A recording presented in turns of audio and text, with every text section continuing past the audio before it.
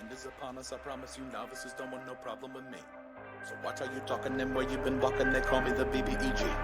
I'm more than a little OP, I do what I want to, that's a mantra. Keep 'em running and gunning like Contra, I'm a monster. The end is upon us, I promise you novices don't want no problem with me. So watch how you talking and where you been walking, they call me the BBEG. I'm more than a little OP, I do what I want to, yeah that's a mantra. I keep 'em running and gunning like Contra, yo I'm a monster. Turn it up. What you know about the final boss? I got him trying to buy time with the sign of the cross. I redefine high crime and the meaning of loss. I'm off hip, but I body like I'm playing lacrosse. Beat to the EG, I'm keeping them queasy. I make it seem easy, acknowledge me. I've been demolishing your cities, I'm astonishingly sleazy. I'm the big bad, y'all must be the cast. I'm killing the master, villain, a blast, a disaster. Really a rap bastard, willing to rap fast for the masses. I ravage all races and classes. Savage, I can't stop myself. Thinking of all the ways I can top myself. On God, I can move like a devil. I hope you and your squad are ready for the last level that ends here. The end is upon us, I promise you novices don't want no problem with me. So watch how you talking and where you been walking, they call me the BBEG. I'm more than a little OP, I do what I want to, that's a mantra. Keep 'em running and gunning like Contra, I'm a monster. The end is upon us, I promise you novices don't want no problem with me. So watch how you talking and where you been walking, they call me the BBEG.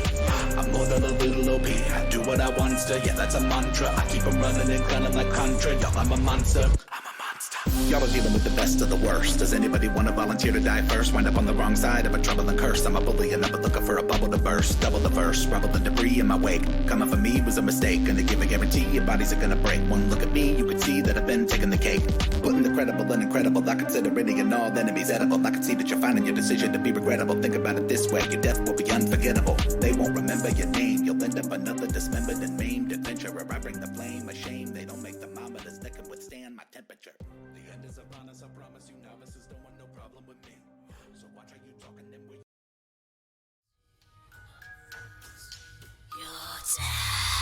your shadow is moving under the moon and the dead tree. Your body is moving under the tree. Your shadow is moving under the moon and the dead tree. Your body is moving under the tree. Your shadow is moving under the moon and the dead tree. Your body is moving under the tree.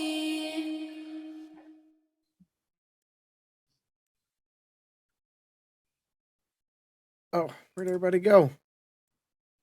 Ah, I'm here. There We're they all are. Faceless. Faceless people! Always be afraid. Let's turn off Blaylock till he gets in. He'll be in shortly. Welcome all to a much more laid-back Campaign 1. I tell you, I was looking at some stuff today and even looking at some of the old streams, and I was like, wow, we have come a long way. Joining us tonight is the immortal Fanboy Tone, the master of ceremonies for us as we dive into the notes that we have and we show. We're going to do some sneak peeks for Campaign 2. We're going to reveal a lot tonight. As Campaign 2, we are aiming to start next Monday. So this coming Monday, October 3rd. Mortally Crafted grows its tone. I still have mod controls. She can get a timeout, no problem. You're safe. You're safe, Mortally. We Not got for my you. mod controls. We're going to have to disable him for tonight or something. But welcome, everybody. Wow. What an adventure.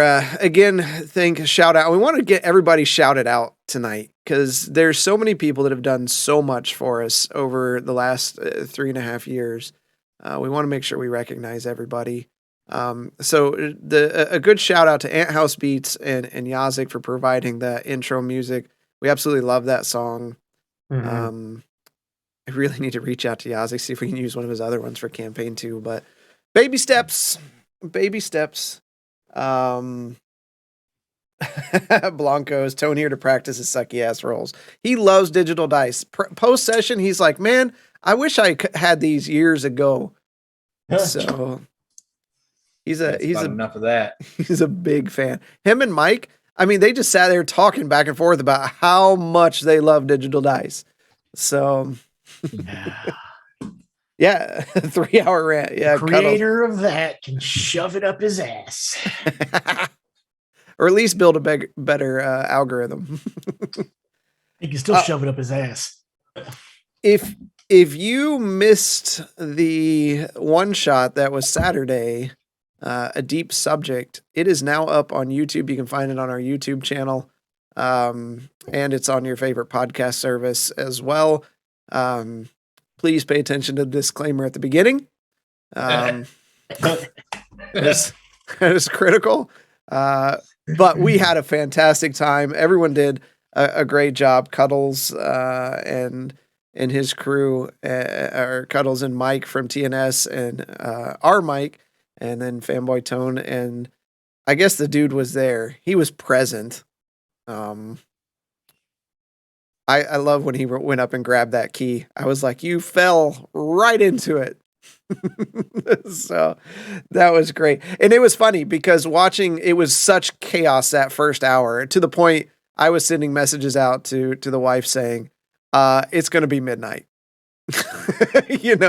I was pushing and it just wasn't going. But as soon as you guys got into the dungeon crawl, though, there was a complete different, like everything changed. Like, here's where it all starts. So that was pretty fantastic to watch. Everybody was feeling each other out, I think. Mortally says, "Oh, I'm sure I could tell they actually like them doing the one shot." Oh yeah, everyone had a fantastic time. I mean, we may have got dude hooked on D&D because he's still talking about creating characters. But tonight's going to be a little bit different. We are going to dive into the notes, and we're going to go ahead and get started with our Master of Ceremonies, Fanboy Tone. Hey, how's it going? Hey, how you doing? Welcome. So, if you have questions from the community here, feel free to ask anything. All answers are on the table tonight. Yeah, if anybody out there's got some questions, I'm trying to watch the chat best that I can for sure as well, too, to be able to catch some of those. But I do have some things here that I kind of want to start out with, really for the first timers, the newbies of just D&D in general. Now, who's the newbies overall? So Arlo's basically was a newbie back when he was Nemoria. Okay. Galtier was basically a newbie. No, I had another session before that. It was a different DM. Yeah, but like you'd had less than 5 sessions. Not quite, because I had 2 characters with him. Okay. I was familiar with the rules. Let's just go with that. And bit of the rules. Zormir was definitely a newbie. I didn't know what D&D was. We don't even know why. We don't even know why you signed up. I had no idea. He couldn't even spell it at first. It was a tragedy. I was struggling. Yeah. Which explains why hiding under a table was so cool back then. That's what I thought combat was. So I do remember that. Before you get into your questions, just a refresher for those that may have missed some of these that we've done before. This all started as a one shot with some folks at work, people at the time. Zormir worked with us in Blaylock, and we were like, "Hey, let's play D&D."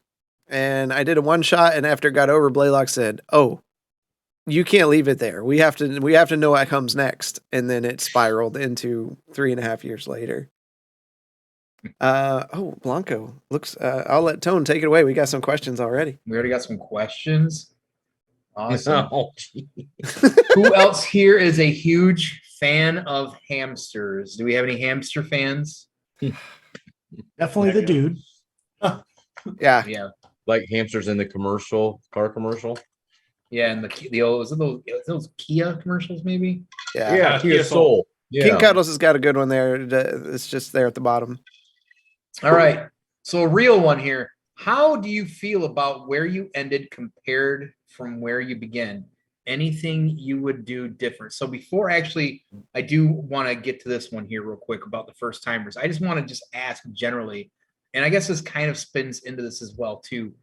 Being that it was your first time, a couple of you playing, you know, not knowing going into it what you were going to expect, you know, to swing into that. How do you feel about now that you put 3 years of a campaign under? Was it more than you expected? Was it what you expected? Was it underwhelming, overwhelming? I would have put more effort into the initial creation of my character. Good answer. That's a good answer. Yeah. Going into there wasn't much of an expectation because you didn't know anything, but holy crap, man. After about 4 weeks, I was like, I literally thought, what the hell did I get myself into? Because there was, obviously I bit off a big chunk with taking on a caster. And I remember Tone and watching you are you going to heal sometime today? But I have a phone here and I'm like, anybody need a heal? And no. And then Tone's like, well, they're dead.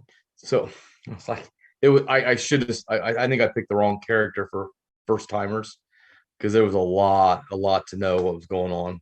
I'd say casters are definitely hard to start out with. And I'm somebody who plays a lot of clerics, so I'm definitely extra critical on cleric play. Cuddles would agree. Casters can be challenging.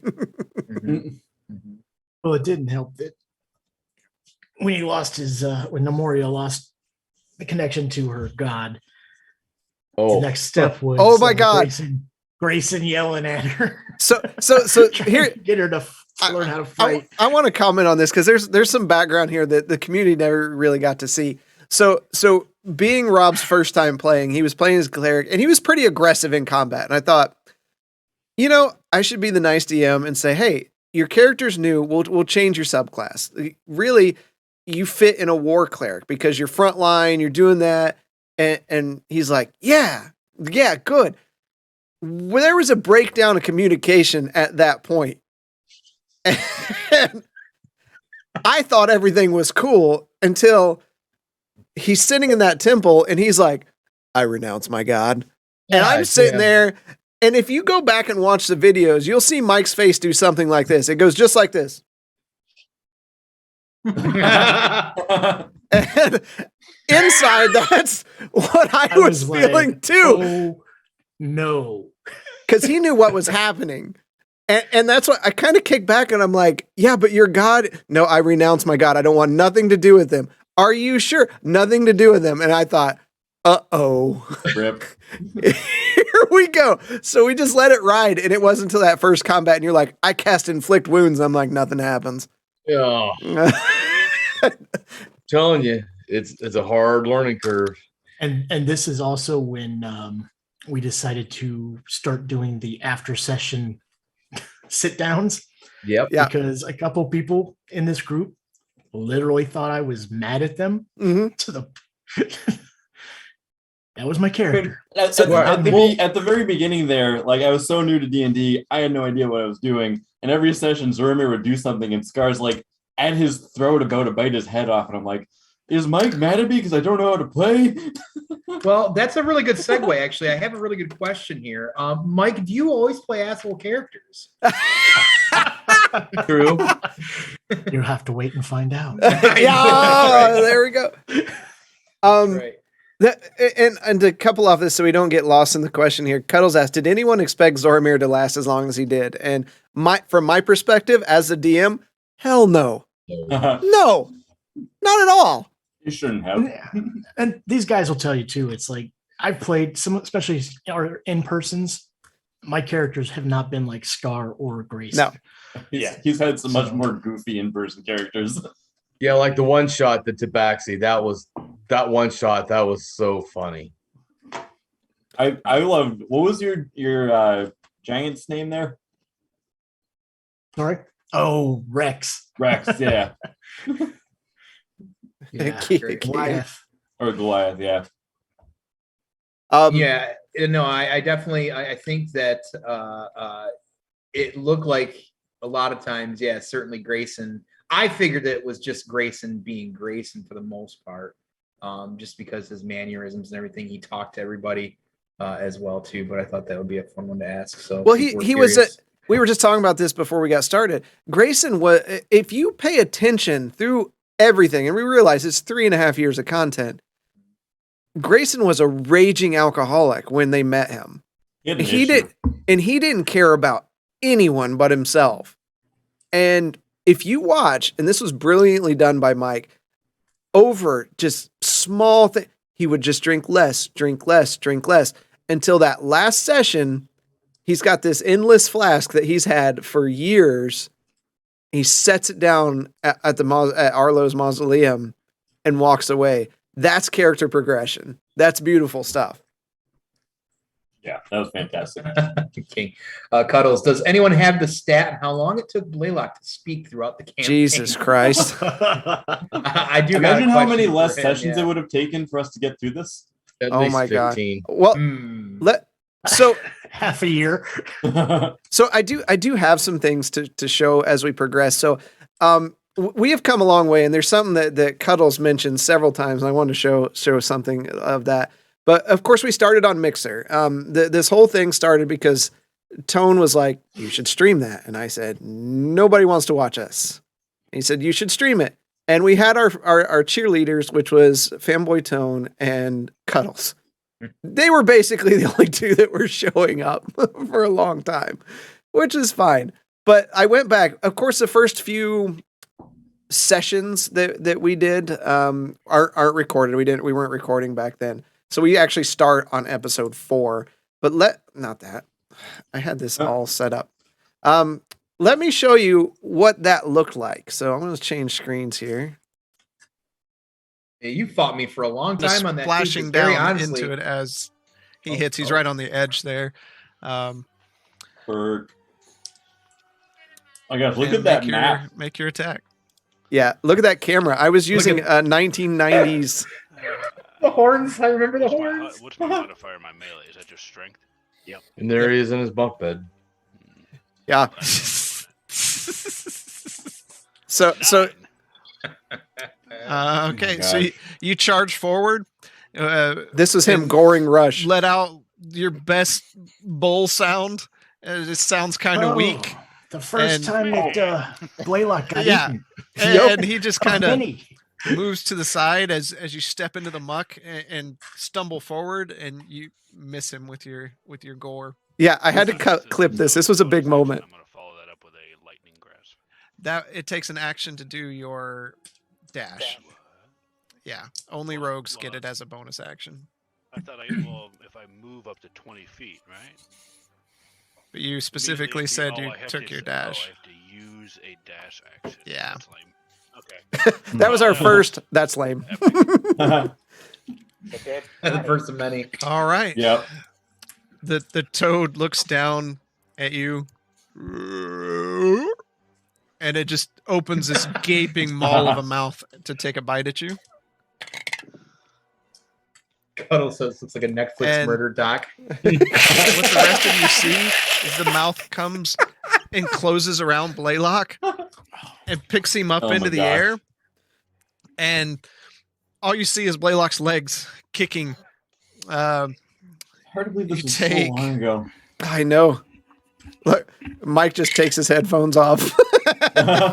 We were 5 using points of Hangouts. piercing damage. And 5 points of poison damage. Okay. And you are now grappled and restrained. Actually, I'm dead. Oh, He gets up and leaves. But gosh. I'm dead. There, we're back. It does look like a Netflix murder doc. Gosh. Well, That was the first time Z stuck his head underwater too, wasn't it? yeah, you took a drink in the swamp water. It was. I wanted to see if Oh, there's anything there. that was pretty great. And let me switch back real fast and show a couple other things. And for all you curious, we started out in kind of this was the map. Oh, it opened on the wrong side of my screen. There we go. This Classic. was the original map of Dragonwald. It's like a bad guy from like Thundercats or something. I Such know. a good map, though. Ultron. Yeah. It was pretty rough. And then we've all, and what I want to show you is we've all kind of progressed. Like our maps have got better, our characters got better because we went from that to this. And we're the next map is gorgeous. But let me see. I know I have it in here. Oh, for their one shot, they were in Cape's Vassal. This nice little city down here. Let's show you what Cape's Vassal looked like. Yeah, city. This was Cape's Vassal. Look at the size of that cart. You need a The cabin is bigger than gargantuan the creature to town. pull it. Like something out of a Pokemon game. So Who yeah, lives in that mansion? Oh, it's a 1-bedroom cabin. it is. It actually housed this basement where they He fought. bought out the entire barrel supply of the whole city. Where Blaylock climbed in the window of this house. That table.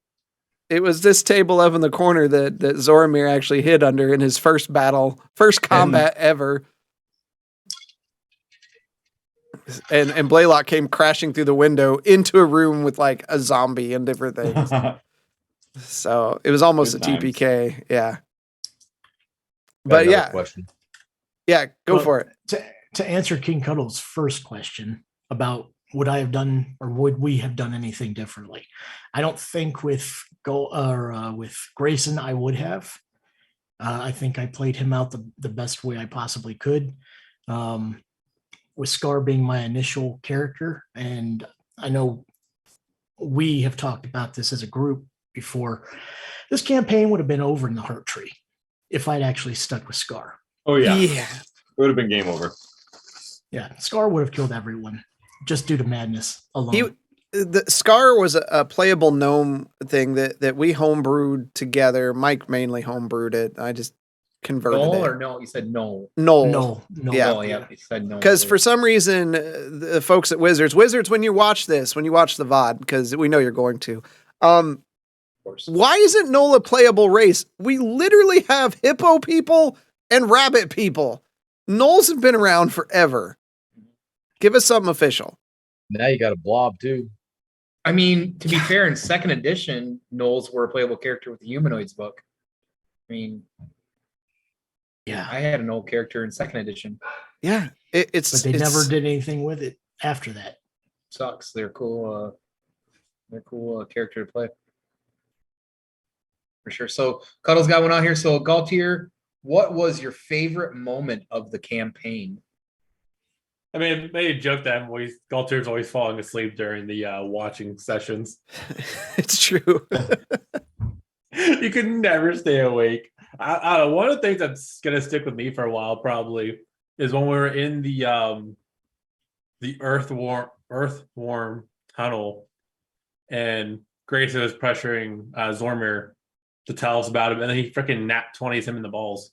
Yep. Oh yeah. I just Nat 20. Yep. also Blaylock's here. Oh, is he? You made it. 20 at 20. So we'll pause a minute and then I got it unless let's see, is he here? Is he ready or It shouldn't take long. I just got, AFK for a second. I might try to skirt around some of the questions that come in the chat, just to kind of like especially if they're similar to some of the ones I got, to kind of keep that flow too. Some of the questions I might have, I might want to ask every single person too, if it's a short one too. But that's a really good question from Cuddles for everybody, and we should wait for everybody to get back. Hold that one because that's a really good one. that's going to be a good one to ask here. So Yeah. So while we wait for that one, I'll show another picture of. If you watch the end, they fought Varsith Reborn, which is a homebrewed undead dragon. But if you remember back, they actually did a dungeon inside of Varsith, and Little did we know. little did you know. Quit opening over there, stupid thing. This was the dungeon. So if they didn't catch it at the time, but like this was the head and the ribs and everything. It's very crude, of course. I was still new, and there was clutches of eggs, but yeah, this was something they very much.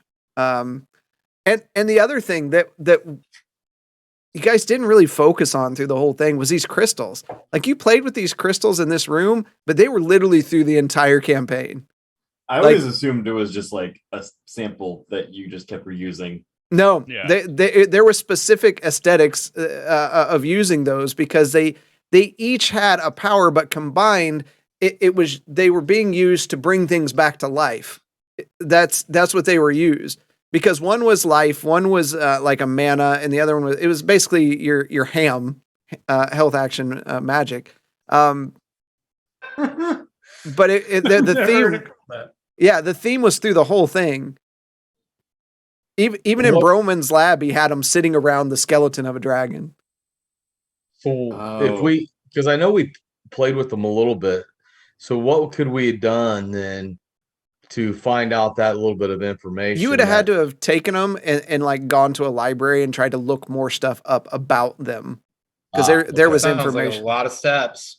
It's a lot of steps. It was a big part of the campaign. It was just one of those things that just hid in the background. That we'd never capitalized on. Pretty sneaky though. But now that everybody's I- back, let's get to this Cuddles question here. So yeah, there he is. Hey, Blaylock. So we heard from Drassen clearly about streaming and being on camera for the first time and doing it weekly. How did everybody else feel about that? We'll start there with Galtier. So I personally hate being on camera. Like I'm not a fan of pictures. And I also hate the sound of my own voice, especially in recordings. But I want to play D&D more than I cared about that. Sure. It is what it is with it. It doesn't bother me anymore. Especially, after like 2 years of doing this.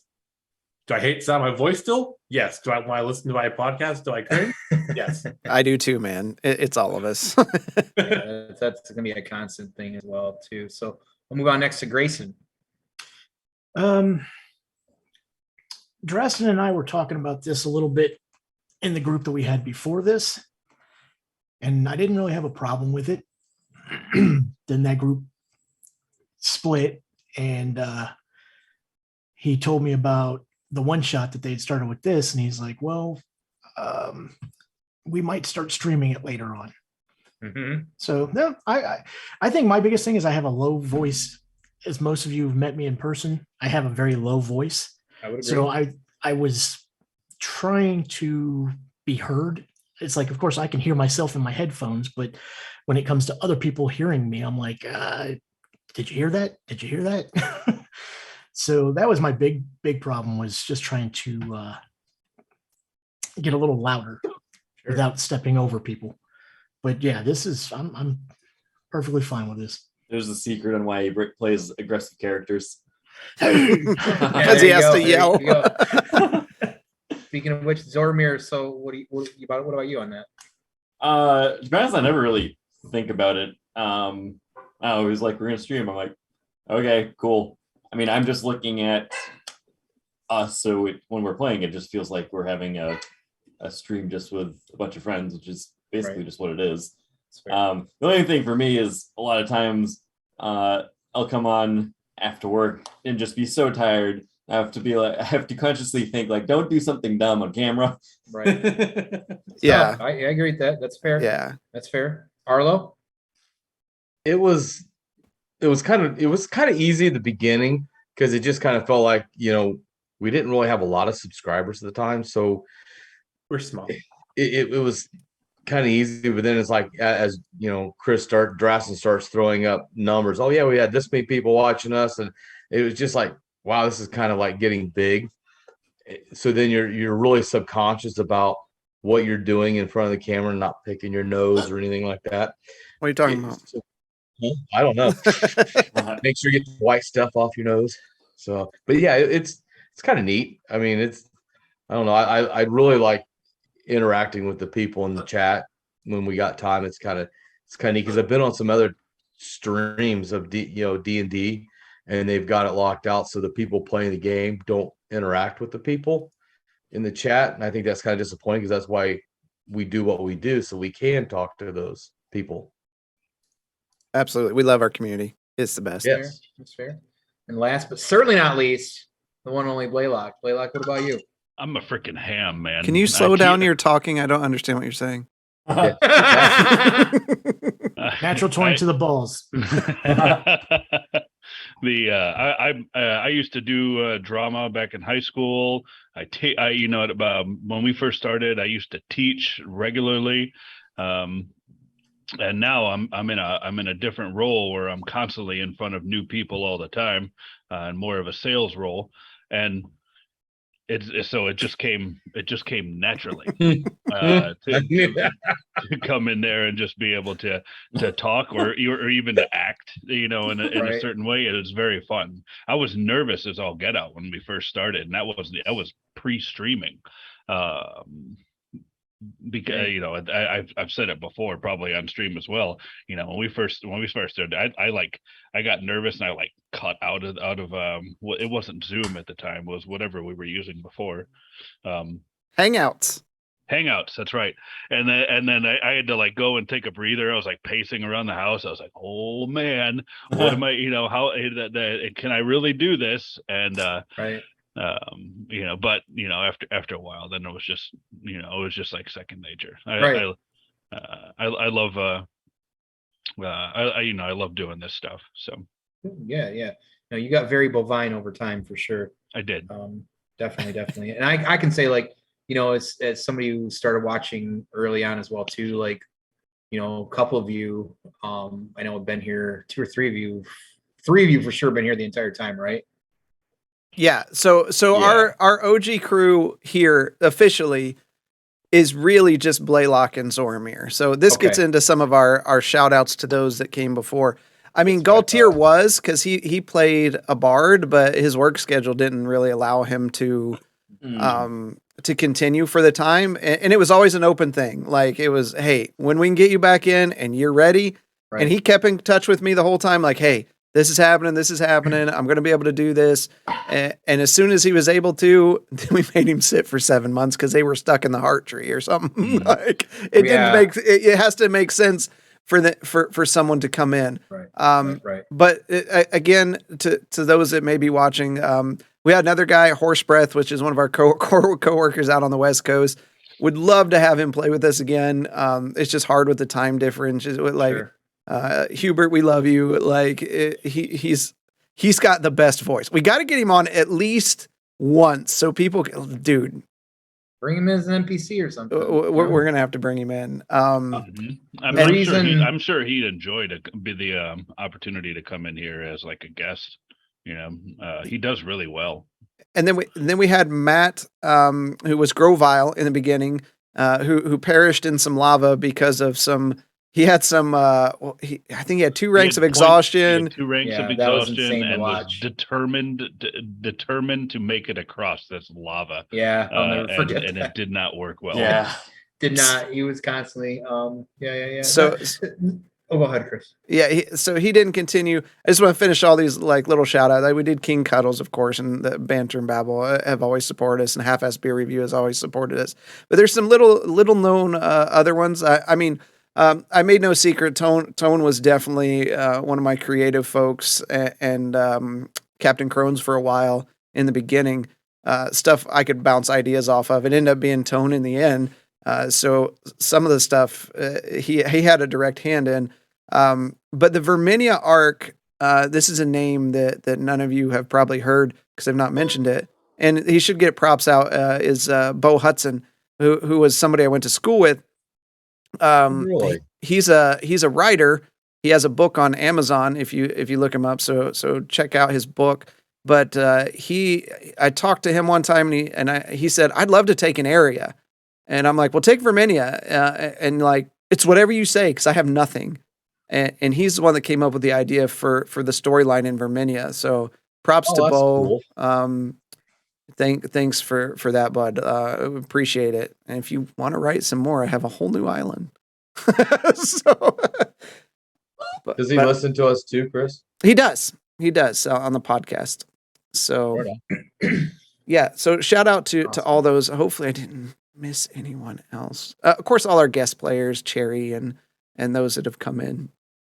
So, but to get some Cuddles trolling, no, Yeah, I've got some. That's what I'm getting. No. There, but I do. the trolls don't bother us. And He did ask about when you're switching apparently to doing an OnlyFans, so you can do the stream stopless. I'll leave that to We're going to Drassen. switch. we tried OnlyFans and it shut the servers down. So Right. that didn't work. Yeah, there was way too much going on, so they couldn't handle it. There's a lot going on here. Hmm. Cuddles also wants to know about you taking his Monday slot. How do you feel about that? Hey, so this is honestly, this is how it went. You're going to get some fresh D&D tips in here through the whole thing, which Mortally Crafted would enjoy. I talk to her often about for her group, for her and her husband. And the hardest thing about D&D is getting people together. Like that one shot that you all enjoyed was took a lot of months planning. of work. Yeah. So when it came to at that time, Blaylock, correct me, but like your kids had like soccer on Tuesday, Thursdays, or something like that. Yep, they had soccer, and Sunday was out of the question, and Wednesday's not a great day. no, so it was like, I was like, hey, what about Saturday? And then Drassen was like, That's "No, never going to work. no." Mm-mm. That really weekends are the worst for this because people are busy, and it's not fair to your significant others if you're like, hey, every Saturday I'm going to be doing this. Yeah, who wants to tough. obligate every Saturday evening to Yeah. that wouldn't be possible. So we picked Monday, not even realizing at the time that we were going over top of Cuddle. So I've apologized over and over. No, But- you're gonna have to keep apologizing. That's just what's gonna have to go to.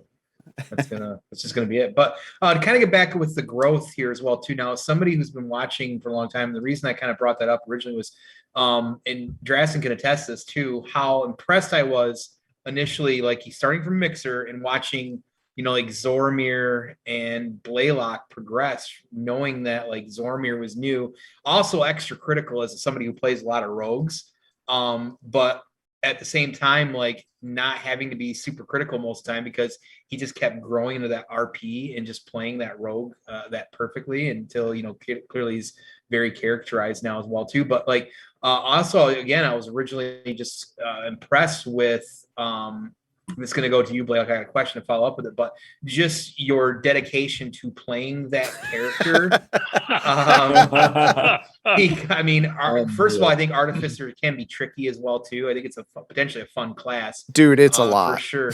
But Yeah. More importantly, the fact that you dove into a voice the entire time. So the question for you is: would you, if you go back in time, would you have stuck with the voice? Absolutely. Okay, so you would. Okay, so I was wondering Actually- if we'd see that Yeah. in the next campaign as well too. So Yeah. If I'm gonna attach a voice to a character, then there's no going back. Right. So you better be dedicated to it. Would you have done the some of- slow voice again, though? He I was would've- very no, vocal about how much he I- didn't like it. I didn't like it, but Okay. it fit the character because the character was just like, it was a very large and socially inept person, and he was all and so he always just spoke very, very slow, and I kept with it. Yeah, and then you'll be. I think you'll all be. I'm very happy with the choice that I made for the next character because it's kind of stemmed off of a one-shot character that I was. We're gonna talk so very quick. You guys are gonna Keen all the time. So- You can't keep up with the class he talks. So speaking of that, let's show them.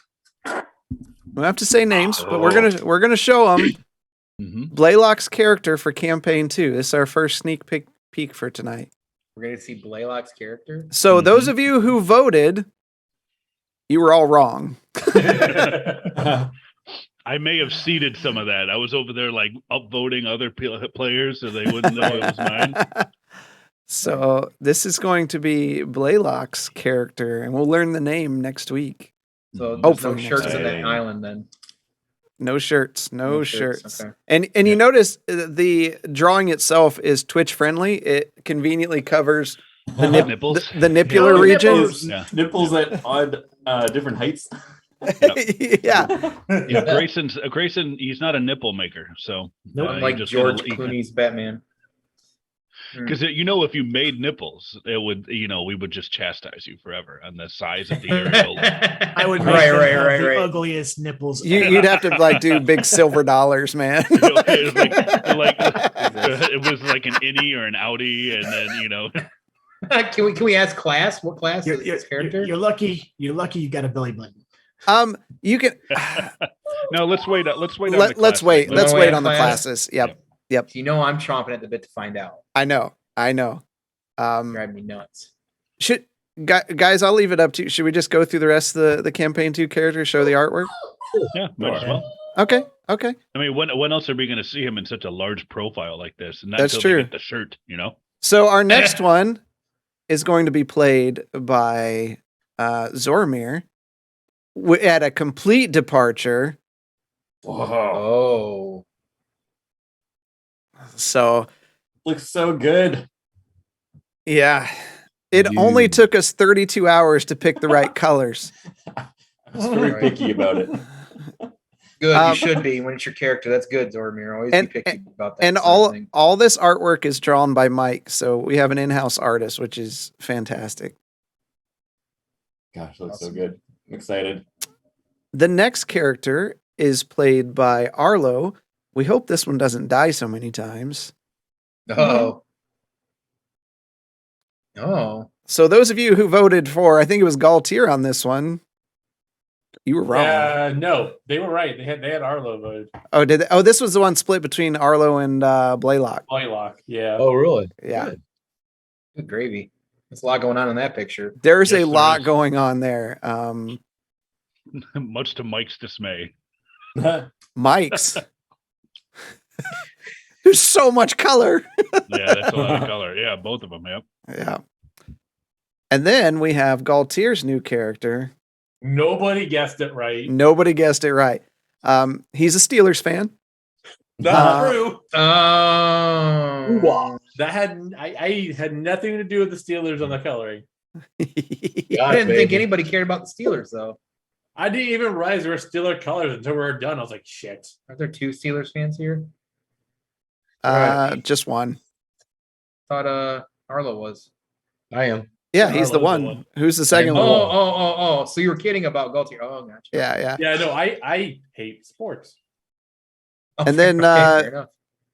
Go sports. Are you gonna skip over yourself? Grayson's new character. This one's so good. It is really good. Yeah, I'm excited. That was the one that really, really got me excited, truth be told. And then as a special surprise, Mike said, "Well, you need one." And I'm like, "Yeah, don't like, I know you're busy, don't do the time." But he did one for me. So I get mine as well, which I just absolutely love. He's like, Oh, I'm that's just going to cool. pick some generic cloaked figure. I'm like, nah, you're not. All right. Yeah, that's cool. So those are the new characters. Cuddles. Yeah. No, those looks great. I'm really excited. No slack jaw. excited. There's no slack jaw. So Short claw. Well, if you ever need any, anybody to pick up and play once in a while, just a session or so, just let me know. and we definitely will have some merchandise that has those new images on it as the sessions progress. Sweet. Do Very sweet. you have another question to ask? Yes, I do. So this one's actually for Mike. I'm gonna bounce back to Mike, then I want to get a couple more questions in here. I don't think I've got anything yet to Arlo quite yet either. So as somebody who's kind of seasoned in D&D, what was it like for you? Of course, in keeping in mind that you were now streaming, but also playing with a couple of newbies. How did that, how did that make you feel, and how did that work out for you? What's that like? I guess. I'm not gonna lie, it gets frustrating. I mean, I'll even say to the like when we were at Midland Mall, you know, you had the people that you knew wanted to play, then you had the people that kind of just showed up. Right. I will say that it was talking after sessions helped a lot because, you know, if they didn't know if they were doing something they shouldn't have been doing, or We thought that Just- Grayson hated us. you missed that conversation already, Biddle. Oh, did I? Oh, DM tip number 2 from tonight: always have a post session after a session. Yep. Always. And that's what it was. It was just you're getting frustrated when like you're okay, why Mhm. know what you're doing. It's not difficult.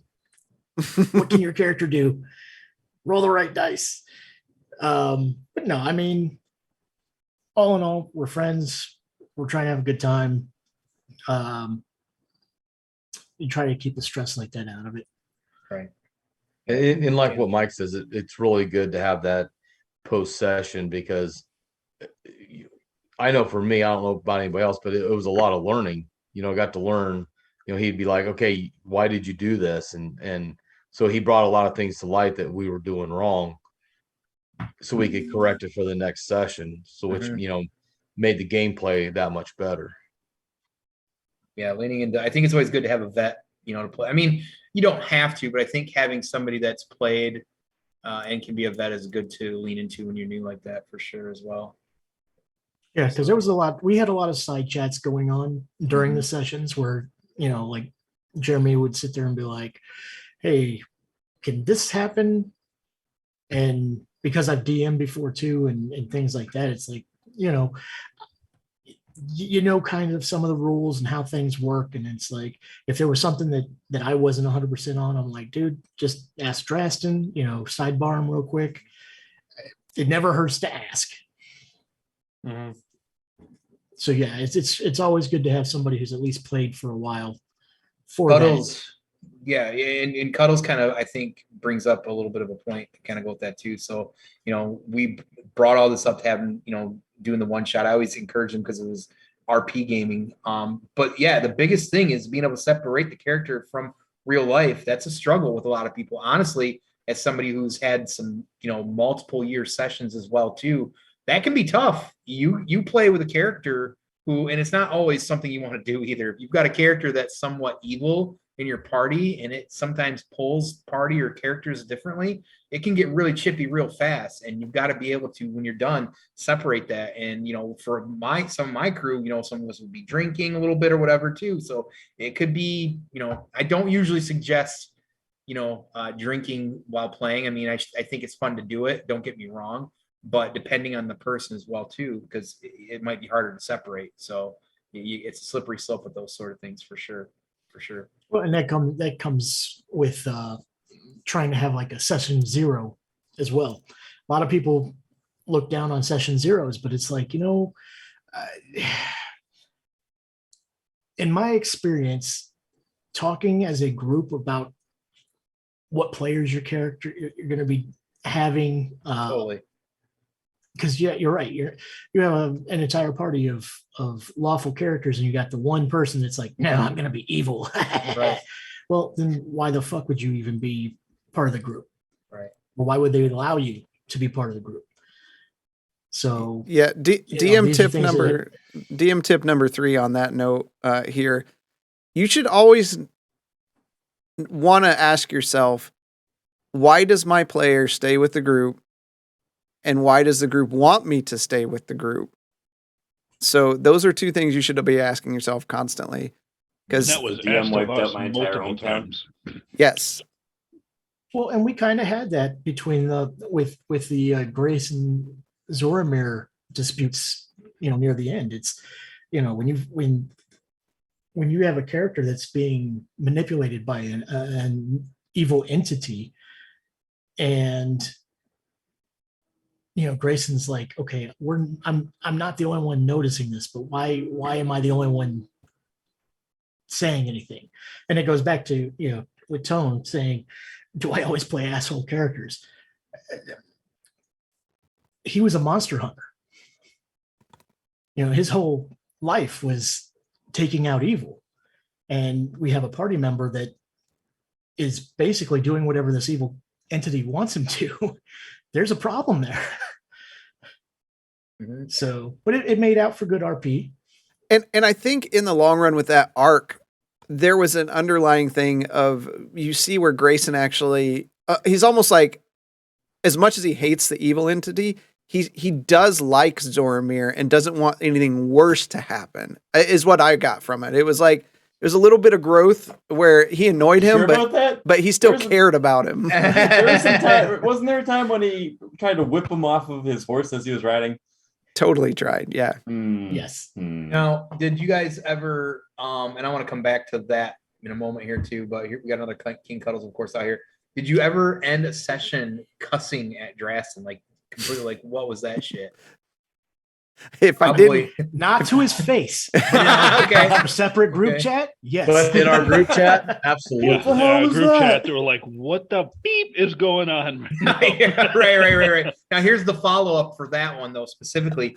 Was there at any time that Drasten tried to push that off on me and say that was Tone's idea? I'm sorry, I don't know what you're telling me. Oh, he never No. did that. No. Oh, he He didn't? took, Okay, he okay. took ownership of of whatever Okay. transpired. Yeah. I think the only one where I just totally ate it up was Broman's Tower, because that was us together in full evilness, because Yeah, that was. I was literally at your house and I We was had a like, blast doing this. I was too. like, dude, what if? And I was you pretty just pissed about the fish. you just see Tone's face light up and he's like, oh my God, we can go here and here and here and let's do this. And I'm like, this is happening. Yeah, that was probably one of my favorite things of helping with the creative process. Certainly was that tower.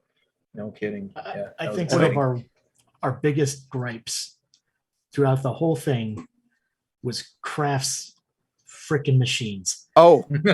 Yeah. that was, Doing I so loved much it explosion so much. damage. Yeah.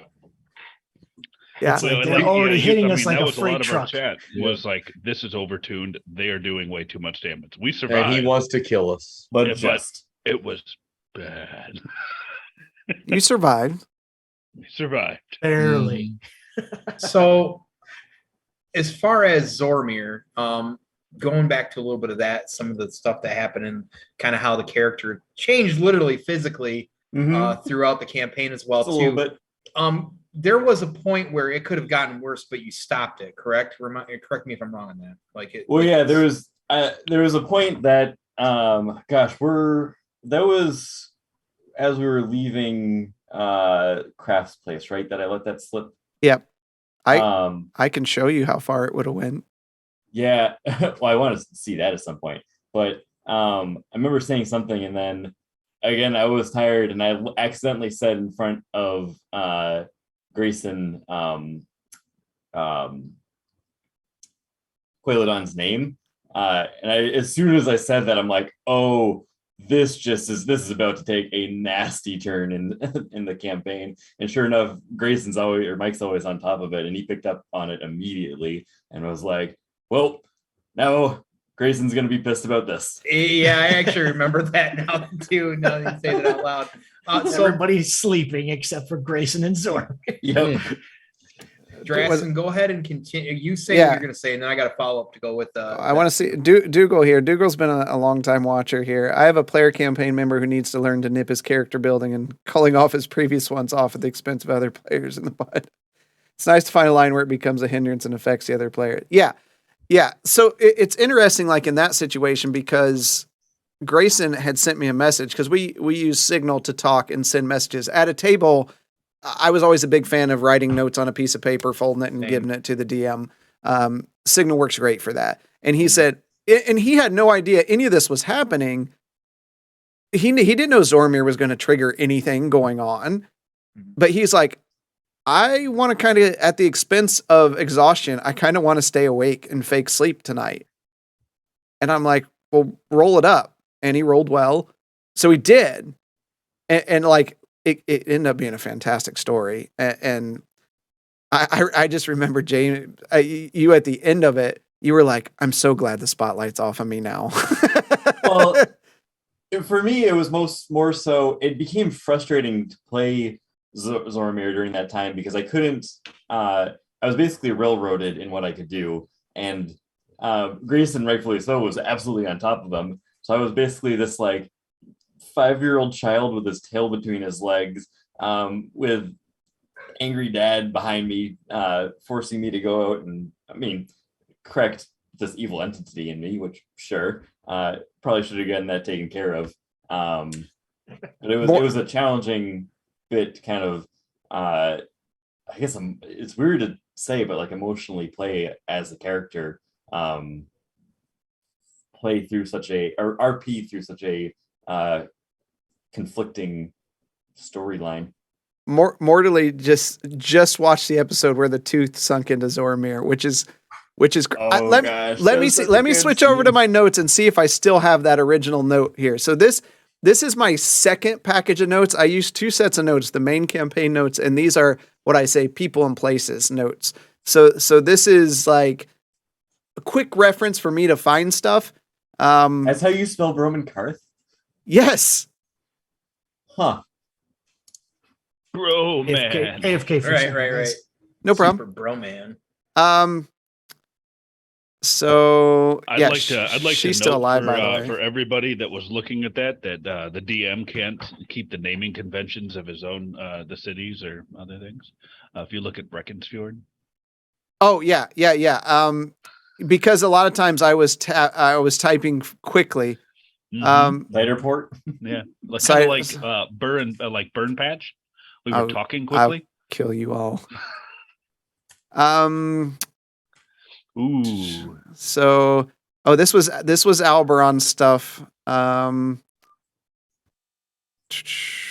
So initially he pissed off this shopkeeper, so she gave him this cursed tooth. And I just wrote on there, I was like, if he ever like pokes himself with it, something bad will happen. And that's all I had. And I thought, he's never going to do it. He had it in his pocket forever. Oh, like probably at least a dozen sessions. Blanco, we do have digital avatars. We have our 8-bit ones. We'll show you the ones for campaign 2 He soon. means the ones where it like puts it over you as a character. Oh, I don't like those. I just don't like them. You need to blow that up a little bit, Chris. 'Cause can't read it. If you're wanting us to read it. Or it might be my color blindness because it might be, yeah, because it's all in red. Because this was stuff that was removed. So basically, once he put it in, I made it almost impossible for him to take out because it would do a massive amount of damage. And he had to eat raw meat every 4 days, and we tracked that. Everyone had drink acid, which was unavoidable damage, even though he was resistant to acid. It wasn't sus at all as I slinked out into the corner and popped a vial and chugged it down. So basically, and the only thing changed here is that your dragon changed, but he would have slowly started changing into this dragon. So his if he would have fed the 18 times, he would have gained legendary resistance, which is what dragons have. So you could just automatically choose to succeed on a saving throw. Wow, that would have been nice. At 21, you get a tail and you gain spiritual presence, where evil line creatures, it was good line of creatures. Anybody within 120 feet had to make that wisdom saving throw or become frightened for a minute. Kind of what you dealt with. So you would have gained that. And any good aligned creature are blessed for a minute. And then you're now able to fly for 10 minutes per short rest. That would have been huge. And then the last one, you got blind sight for 100 feet. And your alignment shifts to lawful good. Oh. So all the players got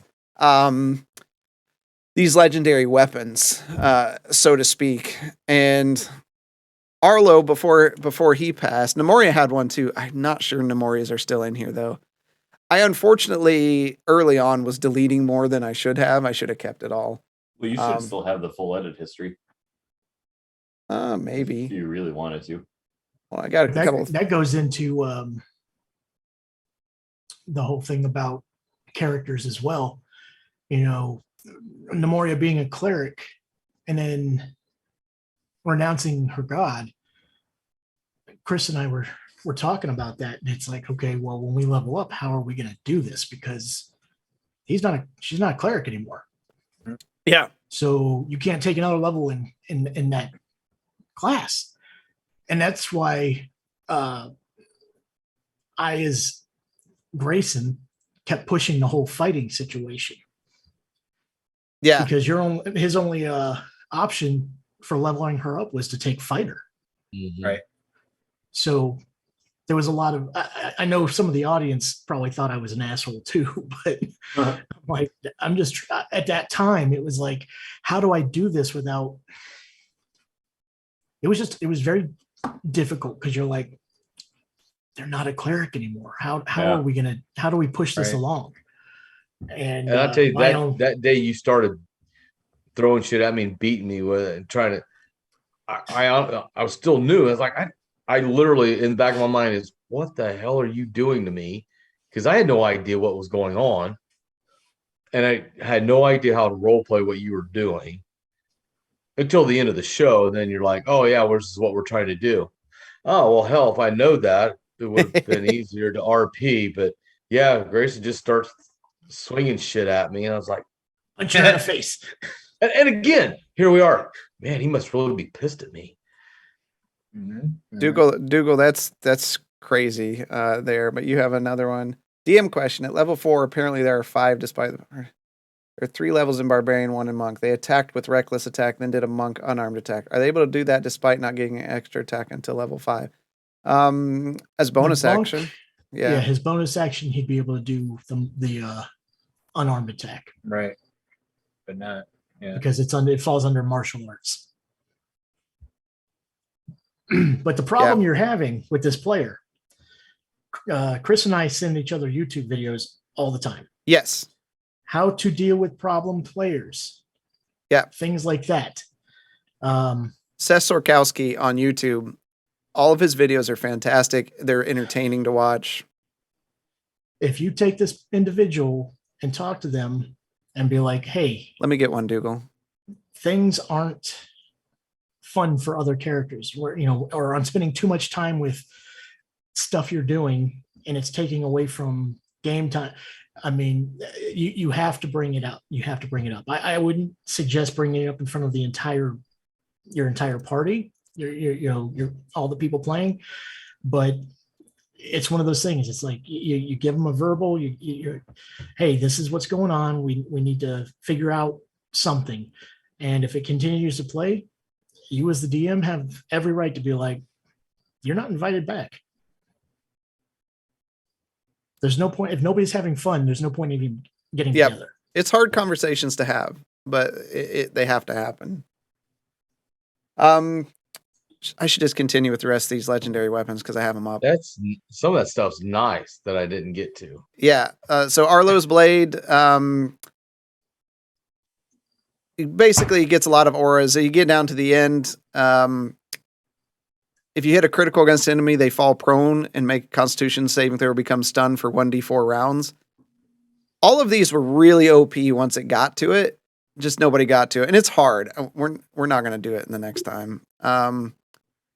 Dougal, that's a tough one, man. Oh, ouch. That's a no fun. Good luck. Soul of the Dragon, you gain the staggering smite spell and can be cast as bonus action. So Blaylock's weapon he gave away. So See, is that what it says? he got it back. He got it back. So Blaylock is the one I was most excited about getting to the end, and I kept telling him, I'm like, man, just get to the end. You're so close. We all love Leo. If you want to know how to spell that, it was Leo Friendomicon von Gear Mechanon. The third. Say that 3 That's times amazing. fast. But he got most of it. But as you get to the end, the prong extension, you can have it hit an additional target and does not affect multi-bolt spells. So you could have casted single targets and hit multiples. You hadn't started that one. Probably have to roll high and if you use digital dice to do it too. But my favorite was the overload switch. So you could use 6 slots to cast Disintegrate at your target, and the target has disadvantage against the save. Oh, Nice. that would have been sick. I would have loved to see Blaylock be like, you know, and Yeah, but with his aim, he probably would have hit one of It us. would have sucked. It would have been so bad. holy moly, you'd have hated me. I'm a note taker that likes to get the spelling right. I'd have asked you to spell that. Oh, I don't mind copying and pasting the how I have stuff spelled if people ask for it. Yeah. He had, you guys remember the pusher, the shield that pushed stuff away? That was one of his ideas. Oh yeah. Yeah, Project One, because he had all these ideas of things he wanted to build, and I'm like, all right, let's start that. And then Leo came into the forefront, and I'm like, all right, I got to focus on Leo.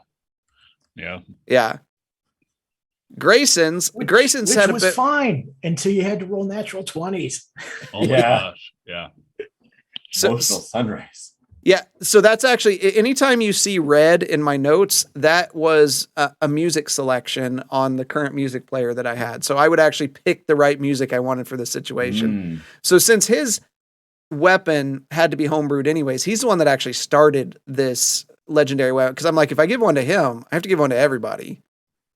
You didn't. But I did. But since his was tied to his family, I wanted to build like this connection with the family. So like it actually, and I don't know if you noticed this, but the first time this happened was the past, and then it went to the present, and then it went to the future as you went through there. So the first one was the first time you met Adonias. Mhm. The second one, they're talking about you looking at your friends around the fire and all that. Cherish what you have here. And then the last one we actually did in the closer. It's not even here now because I moved it to the closer, which is where you saw yourself with Lucidia and the kids. So it was a past, present, future. I don't know if you picked up on that. I did. So that was the one that you didn't do. I mean, obviously we had this because you got to the point it was just too busy to work on it. You would have got that bleed that you asked for and massive damage. But you didn't temper it with holy water at all. You didn't even try. I did once. And you failed. Yeah. Yeah. But once that was done at the very end, and which is what he asked for super early on. And I'm like, well, that's kind of OP. And I'm really glad we didn't do it but it would have made his 15. whip range 15 instead of 10. Whoa. Bad. Yeah. So to kind of zero in on him, if people don't realize, now the character was built to be kind of like a Belmont, basically, right? Yes. Correct. Which, if anybody plays Castlevania or watches the anime, you can kind of see it and everything that's going on here. Because let's be honest, throughout the game of Castlevania, your whip certainly does get longer. Right. So I want to address this with Dougal because he's bringing up some really good stuff here. They are bringing up some really good stuff. What's your advice for trying to encourage role play between players? It's all about what people. I will never force people to specifically do voices or do things. There are two types of generally accepted styles of role play. One where you actually speak the character, "Hey, I'm Leo," or something like that. The other is where someone says, "My character is going to go pick that sword up off the table and show Grayson what it is." They're describing what their character does. Some people just aren't comfortable talking in character. It takes a while to get there. I would say, especially some of you new folks, Zoromir and some of the, would you agree with that? Like Galtier, especially, did it take you a while to kind of warm up to speaking in character? Yeah, I would 100%. say I never really had a voice for Zoromir. Right. I have a bad tendency to adopt the accent of whoever I am talking to, which I think Zoromir became Irish a few times, or had He was a definitely York English. accent. Yeah. What about King? Yeah, King, the favorite. It's tough though. Yeah, I mean, I love doing voices, even if they suck. I just love doing them. Mhm. So, I as long as people warm up to doing it, I love. So there's also two styles of players playing D&D. There's the RP player, the people who love the story, and if you watch this campaign, that's what most of us like. And then there's the combat player, and like I don't feel bad. Arlo, you're more a combat, right? Like you like the combat stuff rather than the so. And it's fine. Both work. And as a DM, you got to try to find the balance between those two styles. Yeah. I mean, I'd like to do some RP, but it is just not my forte. I mean, I like to do my RP and then with the sword. Continuing on with the legendaries, we have Galtier's Infuser, which was added late. The books I thought were great. Like the pages, those were easy to do. Those were kind of my catch-up mechanic because it gave you a little bit, and they were easy to do because there was no failing them. You just had to spend the time to read the stories. The auto pump automatically fills all your vials with blood, only rolling half of your Hemocraft die if you would have got to that one. I don't think I got anything besides the additional miles. You didn't. The Mister, you can use it as a breath attack and give your party aid. Like you're just spraying blood into the air. I would have loved to seen that, like, like everybody's covered in blood. A vampire rave. Right. King's Island Mister. Yeah. Blood transfusion, you would gain the life transference spell, so you got a form of heal. Blood magic, is that what he did? Yeah, basically, yeah. And then imprint needle, grab an enemy and a needle fires from the infuser, injecting your target. That target is hexed for 8 hours, which is hex is awesome. If I would have known those two existed with a lower DC, I probably would have been doing those ones. You have to, all the end ones had to have prerequisites complete. Oh. Before you could do them. Yeah. So blood transfusion was 10 or it was 14 DC. Yeah. I think every time I did it, I either rolled with Grayson. That was the thing. I kept failing every time I tried, so I'm like, just not trying anymore. Yeah, it does discourage you completely. And this one's for Blaylock, as we just kind of finish out some of these notes in here. Blaylock finds a book. It's a big book of magical history. And it wasn't until he said, I want to read this book. And I was like, I don't have anything in this book for you to read. Now pay attention to the orange colors as we go through here. I spent a significant amount of time putting together what was in that book.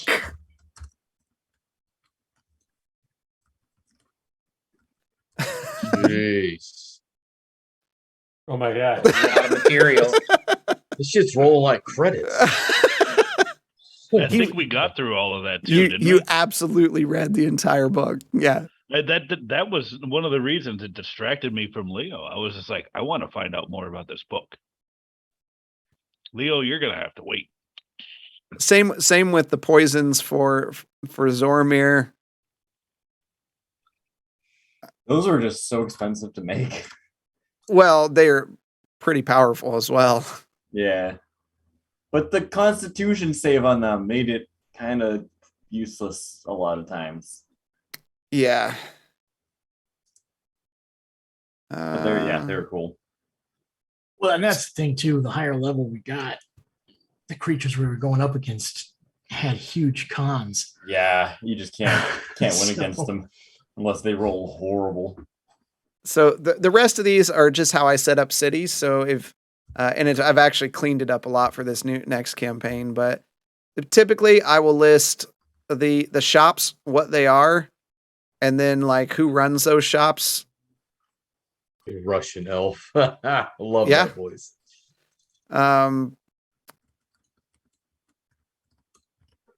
So old Crazy Eye, he's always there. So basically, the one you guys didn't know about, you never investigated. What was his name? Squat? Squat doesn't sound familiar. Is it Squat? Yeah. Squat was actually a gnome from Portstown in a disguise. He's just there keeping the kobolds in check. That's hilarious. And there were stuff there. He was shorter than the other kobolds, blue eyes, blue scales. There were some things there. it wasn't a big story point, but it was something I was prepared for from a fun point. It was like, No, Yeah. but giving a dangerous magical item to a crazy little kobold, Scar had to steal it. oh yeah. Porchtown, you can see as we go in, the more detail each character has. Yeah. Kayleen was Zoromir's favorite. It's Oh, probably one of Kayleen. my favorite characters outside of like King. That was a great voice you did for her too. Because she just, you could picture her in your head. Because she so was creepy. She was creepy. Stephen Nadani, which big fan, of course. I had one of his cupcakes with me the Dougal? entire time. Dougal's question here. Oh, In the and you're- session 0, everything in the session 0 should be open between the DM and all players because there should be an expectation. Nothing should be like, it's like you going in there and being like, hey, my character's secretly the big baddie, but I don't want anybody to know that. No. Should we show him a sample of the contract thing? I think that's a fair thing to have, honestly. Yeah. So for our stage in the game, sure. yeah, well, Dougal, we'll show you something. Let me pile through this because it's almost done. But I'll show you something that I think you should consider bringing up with your group for a session 0. No, that's fine. Dougal, swing by the Discord. You can send me messages directly, or you can put them right there in the D&D chat. We have a lot of people that'll feel free to comment on those. Let's see. Grimscar, this Elder Mad Eye, which had a thing for Blaylock. Nudge, nudge. Dead Spokes. So I have to say, Dead Spokes was probably one of my favorite arcs in its entirety. When I created that on the map, I was like, this is where I'm going to have fun. And it happened to fall around Halloween time when you guys got there. So it just fit because it was a very horror side of the campaign. That was another one that me and Fanboy, like, we brainstormed on this. We were like, oh my God, what if there's this hidden underground city where all the elves really are and they've been hiding there? That was a fun one too. And the king's a vampire, and he's like, Yep. oh my God, I love that. Like, but he's not a bad vampire. He's just cursed. It was my cup of tea. I loved the Dead Spoke, but I love horror in all aspects. Same. It was. Same. That entire dungeon was very like Lovecrafty, and yeah, it was. By the way, Big- this big is fan. Buthok's full name.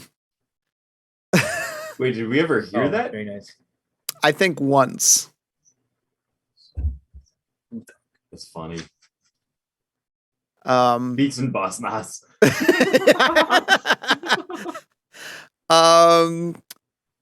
Kelthalis, Lucidia, which became Whisper again. Like, we definitely went back and forth about how that was going to work out. I but, know Whisper. You're not Whisper. That was pretty amazing. Very excited about that. So that was in. Which Which is a good thing about keeping good notes in your campaigns. Yes. Remember, this is the supplement document. This isn't the main document. This is the supplement. This one was fun. Well, there's more in the other one, and then Castle Well, Verminion. I don't think Grayson ever called Lucidia Whisper after No. he found out it was Lucidia. So 2 years later, Yeah. Right? you know, Right? Then I took all this time and put together this pet shop in Verminia because all I heard from Galtier was how he wanted a pet. I want a pet. Wait, you know? there was a pet store? Yes. Oh, There's a Blink dog too. what's a blink dog? It's a dog that basically teleports around. It's like, Yeah, they're Oh, that's fantastic. cool. Dang it. I don't remember you saying anything about it. I totally did. I vaguely remember you like skimming over it. And there was a meat store too that you guys never went to. Had raptor meat, stegosaurus meat, werefish. Dino DNA. Actual rare fish. I do have a question out here that Cuddles had asked a little earlier. I want to make sure I don't forget. It's Yeah. way up. But With characters killed in battle or whatever, and making new ones, is there a general cutoff point on bringing back in a new character? That's a good question. Mhm. It has to fit. Yeah, that's definitely something we've discussed for campaign 2. Yeah, because if there's anything, and Dougal, I'll get to your question here in a second because it's really good. If there's anything that you'll find with me, there's two things that are just BS to me in the world of D&D. One of them is long rests, restoring all your hit points. Freaking hate it. It's stupid. Nobody has their bones broken by a dragon and then wakes up the next morning and says, "Hey, I feel great." Stupid. The other one is death should be terrifying. You should not want your character to die. Resurrections are harder in my worlds. Unless it's revivified, because that's an instant thing. When you're talking resurrection, you're dealing with gods. So if you don't have a god or you have an evil god and you're getting rezzed by a good god, there are consequences to that. And we saw some of that. Especially in the realms. Yeah. And Tony, like you can attest to this, like Forgotten Realms is big about gods. So, and that's the realm we're in. So when it comes to death, you should absolutely fear that. So there is that fear of you're going to die. It's going to be a while before you play again. And there was a point in this campaign that I told everybody, I said, listen, we're past the point of no return. If somebody dies, there are no new characters. And that's what happened, unfortunately. And if the rolling isn't in your favor as well, too. So Dougal asks, how do you apply the right amount of horror fear into the situation? It just depends.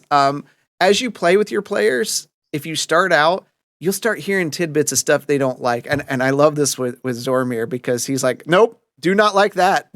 Like, he says things, obvious. and it's a mental note where I'm like, okay, we need to do something that has more of this in it. So when I'm ready to do a horror-esque, where you're like, and something's like crawling toward you, like you can have fun with it. I think the Heart Tree is the one that had the little music box with the little kids singing. There was a lot of nopes. that was definitely creepy. So Heart Tree was so fun. That was really fun to do. There was actually a vegan store in Verminia, the Better Choice, run by a goblin. Brindle meat. I know. It's so much fun. No, Hugo has the best name. Hugo, sir. The rest of those, Who's Missing, I enjoyed just because it was an Owlin. Starlight Theater was a lot of fun. So Starlight Theater, what's funny is some of you got it, did a performance of How Did I Get Here, which was from the one shot that Blaylock did. I had a character on there who was just not happy being with the group of people he was with. Yeah, Heston. Yeah, Heston. Thanks for remembering that. I drew a blank. And that's where the story of a lone captain without a ship who was shipwrecked in a storm and arrived on it with a giant chicken and rabbit. Furball. How did I get here? They had to endure many hardships of the Gnome Collective. So if you want to watch that, it's on YouTube under our D&D Adventures playlist. Which more to come, by the way, and we'll be involving the community with that as well. Mortally says the way our DM is handling long rest is they still restore HP, but if a wound was inflicted, it still hinders. Oh yeah, definitely permanent wounds. In our first session, our artificer got his arm messed up and he had to go until he made it up the first town to Jake. Yeah. So I do believe in scarring critical wounds. If your critical hit something hard, it's going to leave a mark. Z looked pretty terrifying by the end of the campaign. Yeah. He really that was before. face. Yeah, that was before the horns. Yeah. He had half his ear cut off. He had a couple of scars on his face. That's messed up. We do a different methodology. So you only can use your dice and they reset in the middle of a long rest. So if you're hurt really bad, you may use up all your dice during the long rest. So you don't have any for the next day. So I thought it worked great for us. It's a little hard to manage on D&D Beyond, but for giving that realism of damage, I thought it worked great. let's see. These are the ends. Oh God, everything that was going on with the queen and king, the children, Arnathian Plateau, Yick's Brew. That was a hit. Yes. Um, I still that have a was little so bit of Yick's bad. brew. run by Rick Yick. A cobalt has a drooling problem and nasal drippage. Gosh, There, that was horrible. Very, very gross. there it is. That Yick's is- secret brew is made from his own saliva and rare earth. It smells like flowers. Somebody drank quite a bit of it. Yeah, yeah. So here I end up having to put a whole section called scrapped ideas. Which was this if this is something you guys have never heard because I've never brought it up. If you would have fought Kraft, you would not have won. Yeah, this was something I'll be honest, I was kind of hoping you guys would fight Kraft. But Yeah. So I wanted to so bad. I know he was level 20. Of course, and he had the other monstrosities with him there. Mhm. But he would not have killed you, but you would have woke up on a ship with Crackjaw the captain taking you down to be traded. And he would have took you down to that island in Lake's Goldensbane where you found Melu. He was going to. We would have been Mind Flayer. Yep, fodder. exactly. Mm. Yeah. Blaylock That and would've been bad. Zoromir will notice this is a familiar place that they've been before. He was going to take you back to where you guys were originally from the start of the campaign first, and then take you to Lake Goldensbane. So they were going to make you fight each other. It was- Oh, I was gonna take on Galtier. Huh. yeah.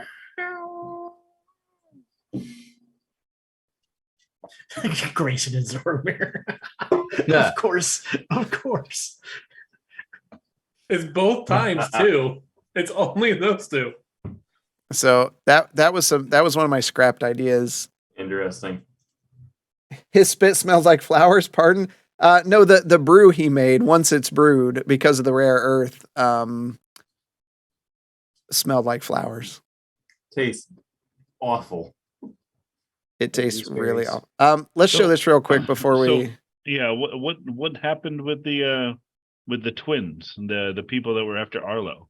Yeah. Well, with Arlo gone and the chaos that ensued, they never knew where the plate was. So that's what they're technically still looking for the plate. Mm-hmm. They'll be looking for a long time. So, Also, well, I mean, I guess it may come to play in like a one shot. So I guess, yeah. Well, they at the end of the campaign one, it said they showed up to Yeah, they're hanging out with Ishtab. Ishtab. Ishtab, yeah, and they said that Blaylock has the plate that they're looking for, even though Grayson's the one that has the plate. And the king of Breakfast has a fake one. Mm-hmm. So I want to get back to Dougal's real quick, and then I want to pass it to Tone to do some stuff before we get into some other things. Dougal, this is one thing that we kind of worked on and put together as a team and went over, but it's just a DM player agreement before you start playing. This is a session 0 thing, and it basically goes through what is, as the DM, this is my style of play. So you can say you're more RP based, you're more combat based or whatever, but it's, what they expect to get from me, and then what I expect to get from my players. And of course, the first line should always be have fun. It is a game. So that's what I expect from my players. And then it's just some stuff. Keep notes, get interested in the world, and keep track of your freaking gear, guys. Yeah. Hey, Is that why it's in bold letters? Yes. Recommendations and then some other stuff for us. But I recommend you putting something like this together. If you want a copy of this, I can remove our specific stuff for our channel that doesn't apply to you and send this to you, put it in the Discord. It's just so that everything's out on the table of what you expect from your players. think Then there's no surprises. And like clearly we're all busy. We have different lives going on, but I think a big one too, and I'm guessing it might be in there. Maybe you just said it and I just missed it, but just making sure that you're learning and knowing your character, be prepared, in a fight or an RP session. Like, listen, we all got things going on, right? Like families and whatever it might be. But, when it comes to your turn and you're next, be there, be ready to go, right? Know that is totally in there. Yeah, I figured it probably was, but, just knowing your character, like, listen, if you got to take 20 minutes on a random Thursday to just kind of refresh yourself before the next session, do it. Just learn a little about your character. I mean, even on the one shot the other night, because, for me, like, I haven't played a paladin in a while. Like, there was just a couple things. I'm like, I was just over here, like, people are RP, and I'm like looking up in deep, conversations of like, okay, what's the best way to do this or when to do this, that sort of thing. So, always kind of be ready for that sort of thing. I think that's really important. You got any questions before I dive into the next thing? I've still got a few questions. Yeah, actually. Yeah, go for it. So, Arlo, as somebody who lost a character with Nymoria, when that character died and you're like, well, I mean, I don't know if you would have been, how long that had been since you started playing, but like you already invested some time into that, things of that nature. Did it ever cross your mind that, you know what, maybe I don't want to create a new character. Maybe this is all I want to do. And I was good. It was, let me expound on what you kind of said there. So when she died, I literally felt like my heart was ripped out, because she was my first character. I was really getting into learning how she works and the mechanics and being part of the group. And I mean, I literally was almost crying because she was like a part of me, and then the way Chris, intersected and he was RPing with her death. It was rough. Mm-hmm. It was rough. And after all, that whole sequence was over, and I'm done. And then I'm listening to everybody else RP with that on her death. I literally was like, I don't know how I'm going to make another character. Right. What am I going to do? Because I don't know. It was just, it felt like my dog died. And it was that emotional. And I know we've talked about this a couple of times. There's been a few moments over the last 3.5 years that have been like that, where even in the post, everybody's like, whew. That was emotional. And I think that was Alberon's death. Yep. And Alberon was bad. Alberon was really bad because, there's times behind the screen here. I'm trying to feel like a maestro, right? Like I'm trying to play the right music to go with the situation. And I'm trying to give that feeling of sadness. And I think with that one, it just hit right. And I remember getting done and Rob, I think you were like wiping your eyes and everything. You're like, dude, that it was rough. That hit me hard. And then like not long after that, Nymoria happened. So it was like, bam, bam. And it was really rapid fire there. Yeah. I think I was probably most, no offense, Rob or Zoromir, probably most affected by Grovile, because it was just the first time I'd experienced having a companion fall and just seeing Burke be like, what? Yeah. And there was like, it was just a sense of helplessness. He's sinking in this, like there's nothing you can do. It's see, when you're immersed like that, it is definitely difficult to, come out the other side and be unscathed like that. I mean, there's been a couple everybody's been introduced to my main character that I've loved over the last 30 years of playing D&D. And, there were times where even she was looking at the end of the blade, right? But, fortunately I was able to make it through, 3-4 years or more of that character. But yeah, you get really super invested into that character. Really do. And it's a whole other ball game. With Alberon, even though he was only an NPC for a short time, just the way that Drastin was playing him, there was that whole thing at the end of his funeral where Zoromir was still doing childish things that Grayson pretty much yelled at him that the wrong brother died. I mean, that was just, dude, that hit so hard.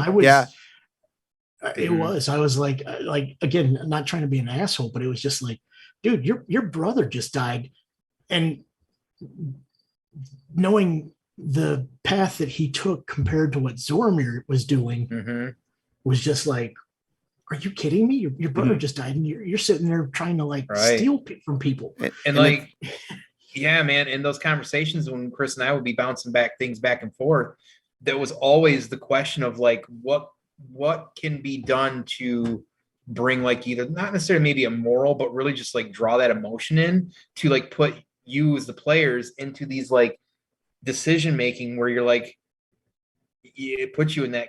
I guess it really was about emotion, right? Like there were just times where it was like, I want to see where we can run with this. What these We choices would are going have to do with these died characters. in the Heart Tree Oh, if it yeah. hadn't have been for Alberon. Yeah. Oh, that too. And Yeah. since you brought this up, this is perfect. Perfect. Thanks, guys. Uh-huh. I'm gonna play something for you here. Take another swig. Just look at everybody's faces. This is during Alberon's Run funeral. hard, kid.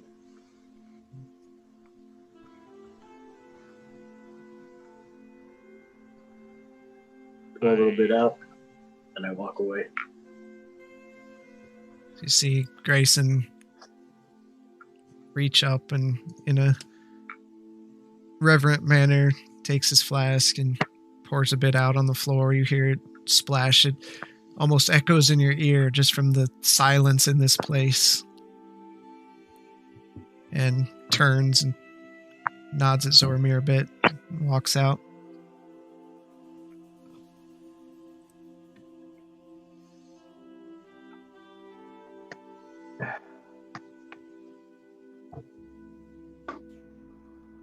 I did not know you long, Alberon. But you come. Ooh, our audio is sacrifice garbage. your life. Yeah. It was. Those who you barely knew. And for that, you deserve honor. Only as the only manner I know how. And then I'll start to chant in the way of my tribe when we send people off when they pass. It'll just be a low rhythmic hum.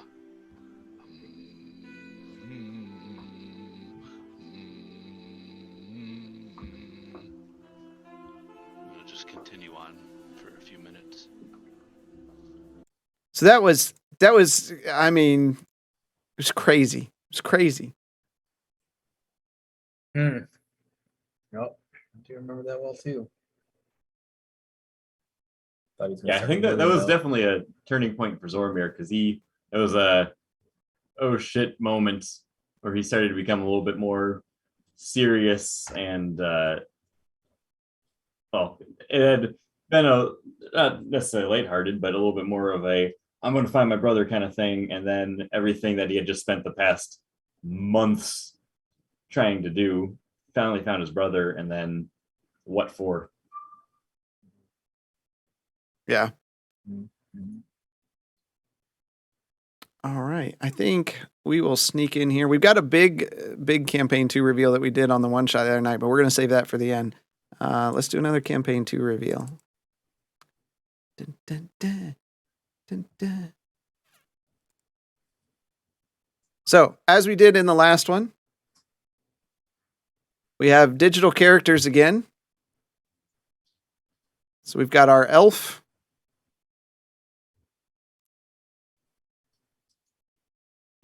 And that guy. Great app. I believe the term you're looking for is Smurf. Oh no.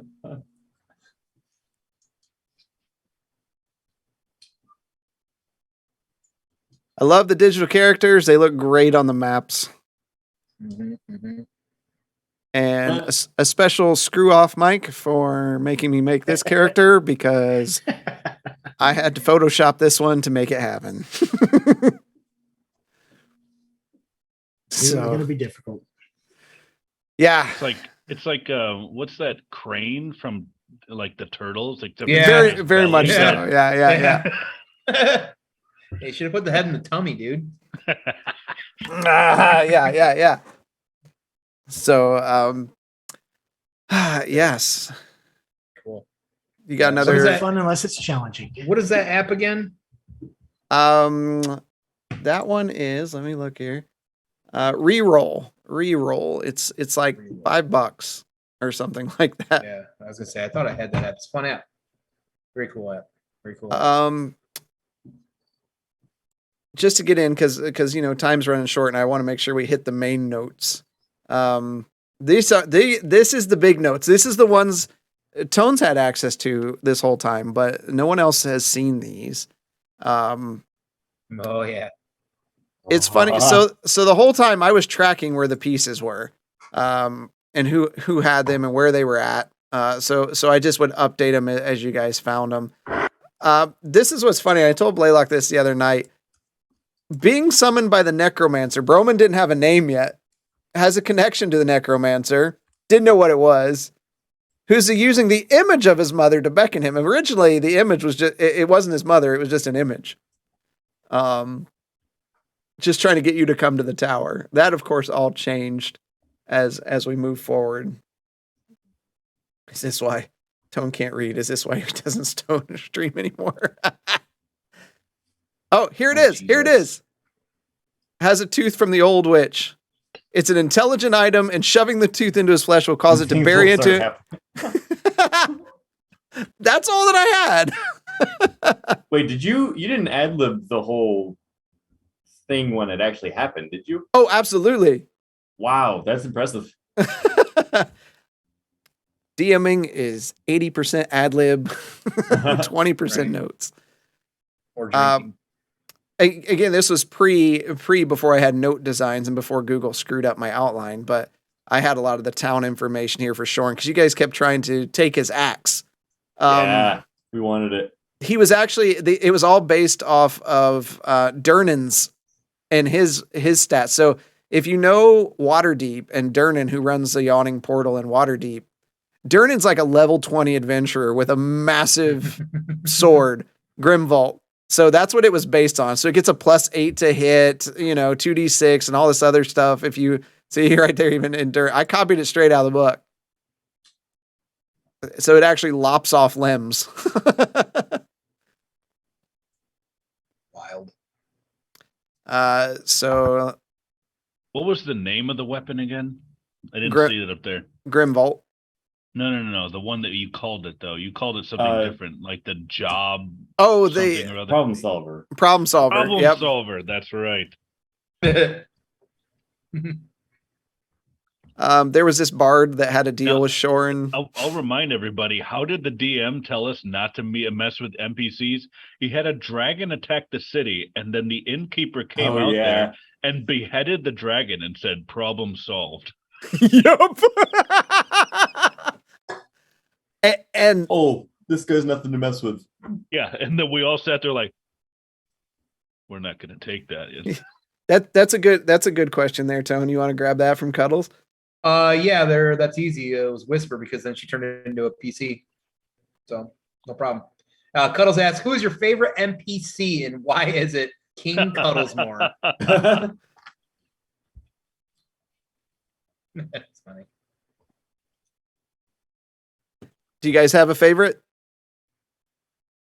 Favorite NPC? Yep. Hmm? Uthak. Buthok. Yeah, Buthok was pretty great. Yeah. I mean, I'm partial to Kraft because he was such a neat character there. Yeah, I'm a big fan of Kraft too. Macaroni and cheese, but that's different. Leo, Leo's I- pretty good. I probably liked Leo the best. Yeah, Clearly. Leo was good. we know. Yeah. That is where that elemental Lucidia. yeah. That's where that elemental gem came from, by the way. I gave these guys in the one shot all sorts of crap because I was like, it's a one shot. It doesn't matter. Yep. And then they kept it. And the first thing they did was forget they even had the alchemy jug. So, woo, great. It Because that doesn't was help. It does not help that Matt had most of them in his own bag Yep. because he Yeah, didn't share promptly anything, Melted. and then he died in lava. Which was So fine. glad you took that circlet from me. That jug was worth like 2,500 gold pieces, by the way. Woo. This was, I think these are basically the one-shot notes. Yeah. Grove Yeah. Island did not share anything. No. Here, there's a rogue in my party. Let me keep these boots of stealth. Might Pretty I nice. might I say that was the easiest Edge of Darkness piece that you found the entire journey in Yeah. that orc encampment. Yeah. Oh, look, a piece of the sword. Yeah. Then you went to the Black Wall. Can you share this notebook with us? Yeah, I could probably share it with you now. So wandering around the desert, it was all done on survival checks. On a 15 or less, you rolled a D100, this kind of thing would happen. On a 15 or more. 3 death dogs. I like we did this kind of methodology several times, like in the snow and in the desert, big open areas. Barsis Children's Lair, the Crystal Room. There's the red, blue, and green crystal. Oh yeah. Oh wow. And then we tried to combine them to see what we could do, and we just blew up the poultice. Yeah. Yeah. Stone hallway. There's some. I want to get to one particular. Oh, here's one. Is this the puzzle? The puzzle. Oh, the puzzle. I was gonna ask you the puzzle that you guys left right before you guys were on right before I got on. 4 suits of ancient armor resting on the sides of the room.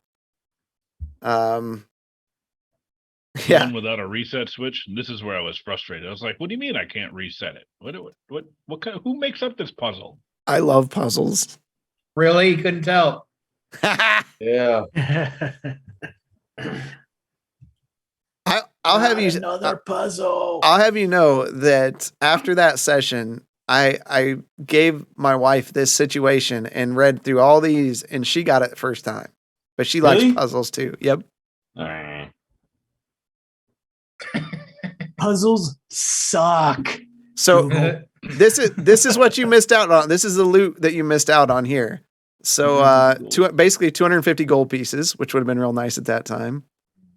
Boots of the Winterlands, Brooch of Shielding, Cloak of Dang, yeah. Protection. Yeah. That one's a big one. Cloak of Protection. Absolutely. That would've been Always. nice. Yeah, he was definitely talking about that after when you guys didn't get all that good And he stuff. did wait, stop. Scroll back up.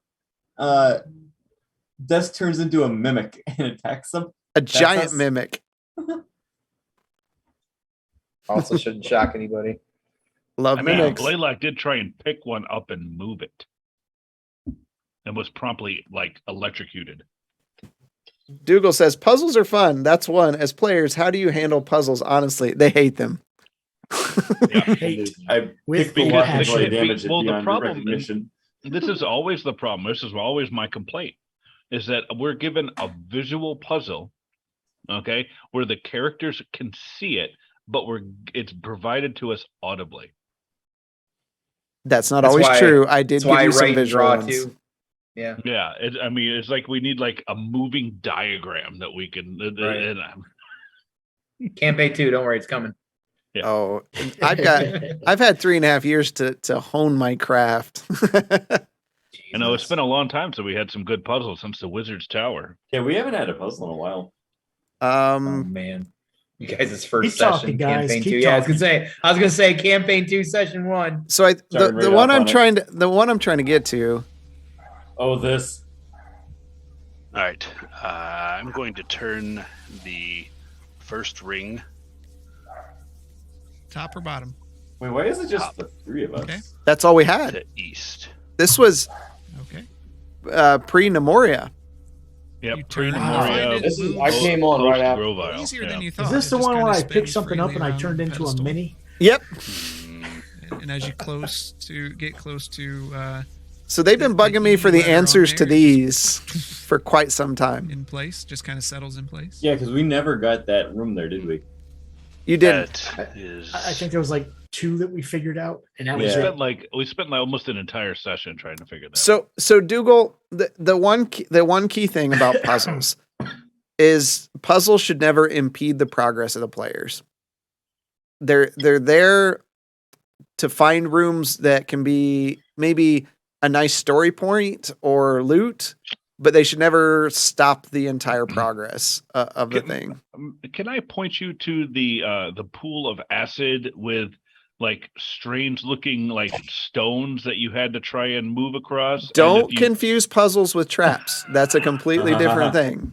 That was Don't- a giant pool of acid preventing us from They're moving. the same thing depending on how you forward. look at it, Blaylock. I agree. Yep. I loved that series of traps going up that we tower. were gonna die. I thought we were all gonna die, and it was because like Blaylock was trying to hippity hop across some freaking acid. And then you tried to eat the fish in that room too. Let's see. That was no, you weren't there yet. So I want to get down to that. This is where we lost Grovile, where we had a great emotional moment with Blaylock and his mother, and this is the first time Broman's name actually came about. It wasn't until then. Mm-hmm. Oh, really? Yeah. And that was actually the origin of the stupid sigil that Blaylock put on his horn, thinking he was going to talk to his mother. Yeah. Mommy, Oh, what a Mommy! brilliant character development point. Mhm. Right, right. The Wizard's Tower. I loved the Wizard's Tower. It was just a tomfoolery all the way up. Mm-hmm. It was the Wizard's Tower where Zormir absolutely destroyed the lock. Well, you like failed every many lock times. check. Yeah. Yeah. That's how Yeah. your shirt came about. That's where the shirt came Yeah, about. Yeah. that was yeah. that was the Dougal one. says I shouldn't tell you the answers to those puzzles in that room. You could use them again. Shut up, dude. No, he'll just come up with more psychotic ones. That's the best word for it. Psychotic. Mm-hmm. This fight was so fun for me. This was the one you went in and there was like, you hadn't really fought many magic users. There was a little wizard in there, but there was like these heads on the walls that were spraying cones of stuff out, and they would cycle every round. Which one was spraying out? Was that a roll of the die that put, or was it's sequential? We thought there was a sequence to it. It was a and then we ended up 1d4. getting- Oh, okay, because we were like, oh, there's the pattern. Then we tried getting in front of it, like and avoiding it, and we got sprayed in the face. Jesus. It was so great. Yeah.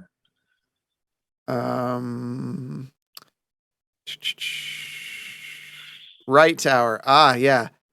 That's where you had to collect the words from each floor to open up the door, which meant from the moon I gain power. That was a fun puzzle within a puzzle. So the first pedestal had a belt of dwarven kind, which I think you guys got that one. Yep. Yeah, because I wore it. The second one was Brooch of Shielding. Which I think we got that one too, because I think Zormir had it. Yeah, I'm pretty sure I had that. Yeah, this ring one is what ticked me off. This is the one where I grabbed it and I ended up shrinking and being in the dome. Inside of it. That's right. I don't think that was pedestal 3. No, because this one was a puzzle that was very much like the suits of armor. So you had to move the ship in the right directions, basically. So the answer was you had to move it west and north and west and south and east, and that was all based on what's here. From the portal, we flee our home. That was west because the yawning portal was west or was east of you. So you fled your home, unwelcome in land so cold. Neverwinter was to the north. Towards burning sun, we travel to lands unknown. The sun sets in the west. Oh, so you used places in the map that we didn't have. Yeah, Correct. exactly. You knew of that area. Yeah, but we didn't know what direction the yawning portal was. Right. I had told you that the island was west of Waterdeep. Yeah, More than 2 once. years prior. Keep good notes, folks. Well, and to be fair, like if you had remembered that and actually done it, I mean the items were pretty substantial as you Yeah, see. yeah. Yeah. He was giving you a freebie. Like but, he was darn and determined to give us a cloak of protection. yeah. I really was. Um, Grayson just bought. yeah, this is the one great. This is the one Grayson turned into. It says, around the pedestal is a phrase, an eye for an eye, a tooth for a tooth, a gift of power for a gift of truth. It disintegrated any item placed within it. You had to swap out a magic item to retrieve the cloak. So you actually had to put a magic item in to take a magic item out. I thought we I did. thought I tried. Yeah, Nope. I could have swore we tried. Not a magic item. You tried shoving like a dagger or something in there and it just like, Oh my. Okay. this one had Deck of Illusions, which if you know D&D stuff, that's a pretty powerful item. Yes. So only the blood of the dragon may retrieve its hoard. You had to drink the right one. So you could have drank them all. But obviously sprout feathers for a day, no problem. Your gender changes until the curse removes, plus take force damage. Healing potion, no problem. Your teeth and nails grow unnaturally long for a day. And then you slowly begin to turn to stone over 7 days. I was really hoping someone would drink that one. Wait, what? Permanently? Oh, yes. If you were to reach the 7 days without doing something about it. Basilisk blood. Yep. Yeah, it would have been cruel. That's the other thing, fellas. If you're DMing and then you play as a character and you know most of these monsters, you can't use that information. No. Yeah, that must be tough. Well, And then I think Chris changed. I change a lot. Because it's like that. At any time we'd come up to a monster, I would always ask him. I'm like, okay, me as a DM or me as a character, what would Grayson know about this creature? Because I've gone through the whole monsters manual. So the Pearl of Power on pedestal 6, you had to blow the horn to summon the snake, which fell out of the angel's mouth, and then kill the snake. And you had to get the venom from it to get the pearl. Oh, I guess you did get it. You did get the Cloak of Protection, so you did swap out a magic item for it. Because those are the 3 that you got. Okay, yeah. Because I was gonna say, I'm like, I thought we did. As you can see, I have a lot of red for music. Like, put the cloak down. Young Frankenstein. Yeah, here's let's get through the pages. There's some grab and stab, one of your favorite games there. That was a good one. Ishtab, man. Ishtab was Okay. so fun. Ishtab. Yep. Would we have been able to kill him if we had actually fought him at that time? Was that even a possibility? Oh, yes. But being someone of intelligence, he actually ran away. Oh, and look, I just happened right here. Arlo. What? Nemoria lost her powers. Everyone gave her the magic item so she could help be effective. You go in this underwater fortress thing and you start walking around. The first thing you do is you start breaking the casks of liquid, which I had an item in there called the Ale Spark, which you I remember this. it was an infinite healing potion. Yeah, I remember that. Yep. Oh man, you That were. was a homebrew item. Yeah. Yeah, it right here. It's a mini keg that contains 5 uses, refills at dawn. Anyone who drinks has to make an alcohol, but is healed for 1d4 plus 2. Wow. You broke it remember. within the first 5 minutes. That was so funny afterwards. Yeah, it didn't take long. So it was wow.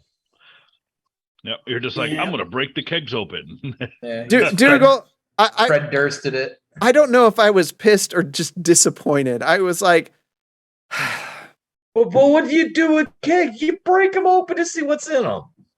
take the Most cork of them. out. No, you don't. Put a straw in it. None of us, any of the containers. We opened containers. None of us smashed anything. It's like a Mario Diablo went 2. in there and just smashing. started swinging. That was another puzzle with putting the rods in the right place. I remember that. We I got remember that one. Yeah. Yeah, you did that one. That was the first time you ran into like an abomination. That I think for Grayson is when it was started the sobering process. You were like, "Uh-oh, we're dealing with bad stuff now." Well, it's like the claw, the healing claw Yeah, in Ishtab's tower. Y'all just threw it and it never picked it back up. Same thing with the fan. The The fan. fan was the other thing. Yeah, I think the fan blew across the hallway and we just forgot to go get it again. Whoops. I love that. I fan. didn't. So let me put this in perspective, Dougal. We're peeking behind the curtain here. Let me go to Whoa. my homebrew collection. These are all the things. Oh, look at that at the top. It's the Ale Spark. Look at yeah. that. But these are all homebrew items or monsters that I made for Each this time. campaign. Stop. There's one of Blaylock's favorite. I enjoyed the tar out of that thing. That was a fun one. But yeah, yeah. We did a lot of I'm Shrike. homebrew things, which are Let's take a look at Varsith.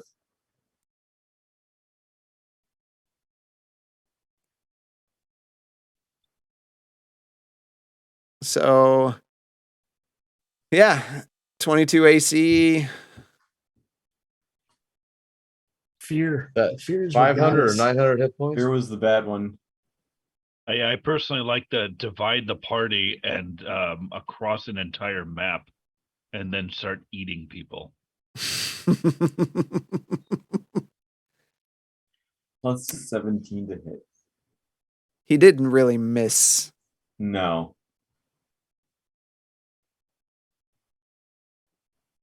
Immunities, everything. He doesn't have everything, but Well, most a lot of dragons are stuff. immune to this stuff. Like, I don't think I even edited that. And Chris and I spoke about that afterwards too. It's like we were sitting there having dinner, and it's like I think all of us would have had to have rolled a natural 20 I didn't catch this when I was to building break it. the fear. That's from a DC 25 wisdom saving throw. Wow. That was from a Red Dragons thing. That is, I didn't change that. No, and yeah, I'm not blaming you at all. No, But no, like yeah. I said, we discussed it because No, it it's was just- fine, I'm sitting there, blaming. I'm like, well, I'm sitting there, I'm like, even at so I had a 20 in wisdom, which gave me a +5. I would have had to have rolled literally a natural 20 Yeah. to break the fear. Were you playing it as a 25 or did you drop it? I ended up dropping it as you guys dealt more damage to it. Well, our rolls were just shit. Well, That night wisdom's anyway. a tough one. That's one of those stats where, I mean, this is why I like bards so much, because bards attack wisdom and charisma, you know, as their checks, you know, so you're more apt to succeed, and there's so much fun. I will agree with that. There's Ishtab's full name. Sultan. What was the Bolton. what was the deal with Ishab? Like, was there more to him? Could we have interacted? Yeah, more with them? we never really got into, because I know the king was going to send a message to him. Yeah. And kind of got lost. What It did. happens if Nemoria lived and he continued to try and get followers? Oh, it was going to become a big ordeal.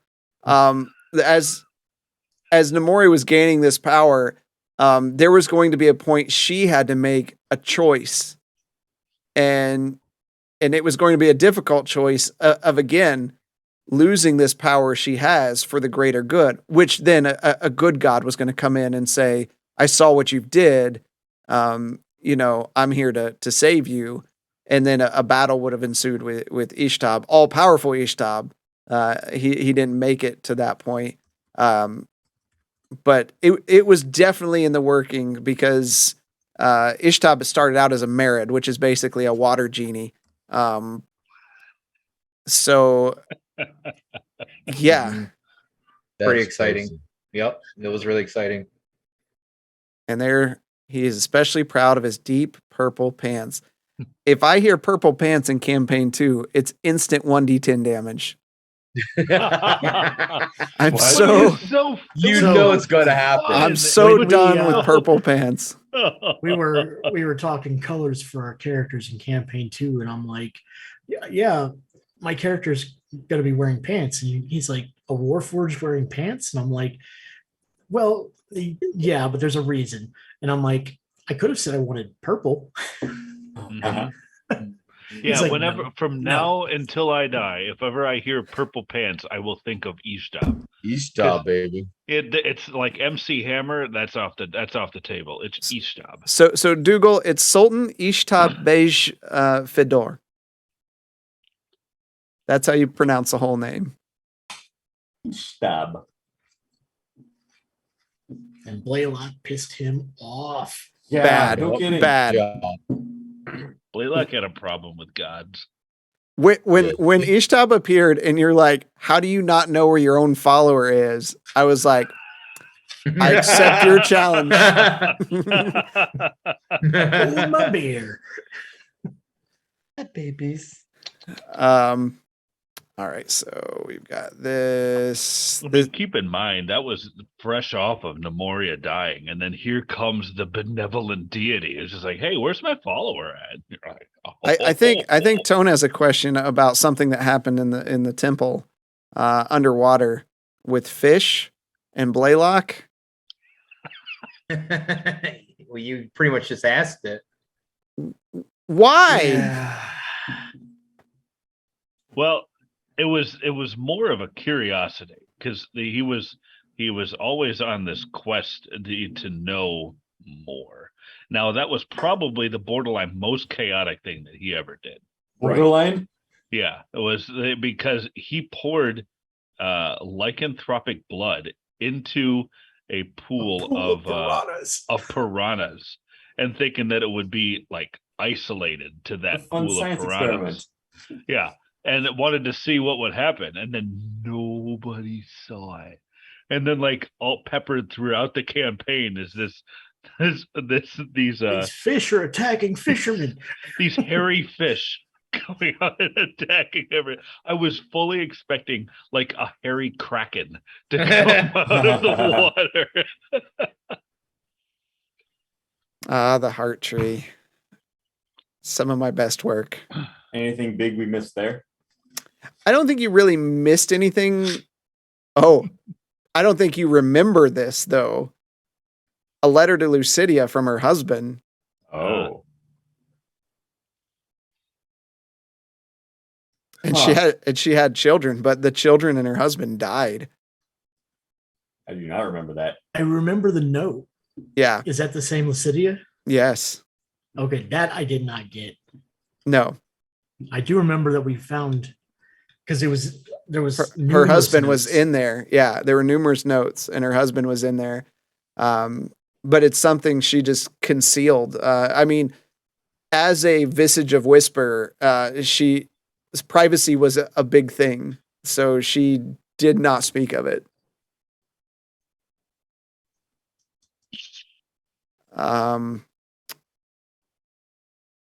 The heart tree was so good, but yeah, Scar would have totally destroyed.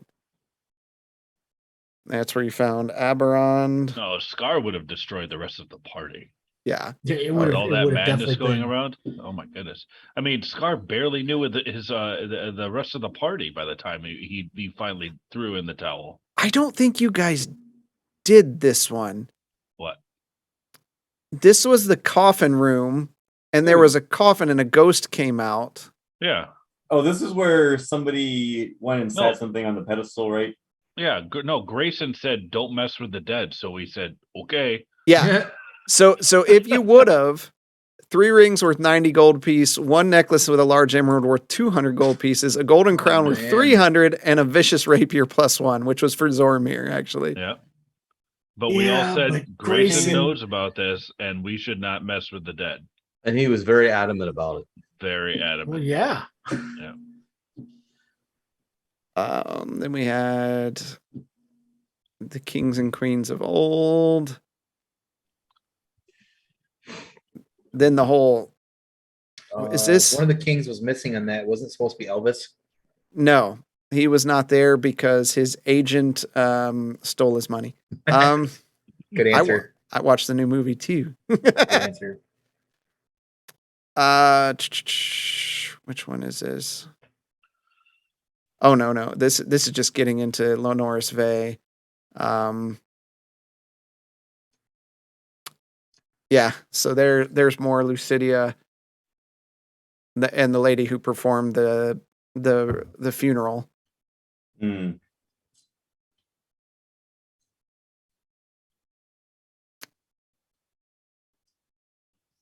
The probably Oh, go ahead. I think my favorite part of this one was just the end when the king was killed, put down. Yeah, that Well, was heavy. that was That was one of the great. big ones that. Yeah, that was great story right there. Mhm. And just the fact that I think the funniest part out of all of that was like Grayson calling him out as a vampire, and like half the party Yup. sitting there like, "What are What? you doing?" That was bold. That was one of the big ones that me and Drassen were talking about that we were really excited about because we knew it was going to be a test of you guys as a core group, like how you were going to decide to handle that situation. Yeah, so like that started here. Was that like an hour Sunday conversation back and forth or something? It was one of our long ones. Look, yeah, I think so. And Well, it I comes. think it helped that Lucidia pushed Grayson on that whole thing. So there was choices there. So like first choice, if and this is the stuff that drives you nuts as a DM because you try to prepare for what may happen. So if they choose to say or do something about the vampire situation, you got to do this. Second choice, if you just let him stay there and live, Lucidia stays quiet. Like you would not have had the relationship with Lucidia, Right. because of that. And then if you choose to kill him, that was so good. And then, like I said, that was a lot of writing. He really killed himself. I was just there. Yeah. let's not forget the band of traveling minotaurs. Oh, look Yes. at that Contango. Contango. Yep. Gather friend, Blaylock, Justin, because there can be more than one Steve in the world. It can be. Is that right? I love the flute player though. Gagmaster Carnish III. His father didn't like him. His father's name was Will. They call him Third. The big crab. Remember the crab? This is around when Nemoria died. The Smashers and the Crashers. Yeah. Oh, those stupid hippie Oh dwarves. yeah, this was when we got immediately arrested in Breckenford. Seems so long ago, doesn't it? Yeah, Yeah. then that's when D&D meets Total Recall, and we all have little like necklaces around our neck, and they're going to explode. No, that's not Total Recall. That's what's the Schwarzenegger movie where with the Total people Recall? on- No, Terminator? no. Where he's No, Running Man. Running Man. Yes, well, we had little Running Man necklaces on there that our heads would explode if we did anything wrong. Yeah. You remember the fire elementals that came out and you like blew your turret up to collapse the hallway to trap them inside in Uth Melanon? He does a lot of running. Was Uth Melanon Yeah, where what was Zormir gonna- was convinced what he was gonna lost happen? everybody? I mean, they were gonna fight you. What'd you say, Oh, James? the circlet of blasting. Yep. was Uthmelanon, where Zormir was convinced that he had lost everybody and was running around the halls. Yes. Yes. You were like, because the doors were one way doors. Yeah, Dougal, we had hippie dwarves. They were great. Blaylock was like, hilarious. nope. Grayson just sitting in a corner drinking. I don't Bunch know of which I people hated going in a worse, circle. was Cider Point or the hippie dwarves. I think Cider Point. Well, I think Cider Point because we had to spend more time there. That's where the Gygus charm came from, another homebrew item that'll never see the light of day again. Wow, that one was nice. Why? Well, Grayson just goes over there and scratches his nuts, and he's healed after an hour.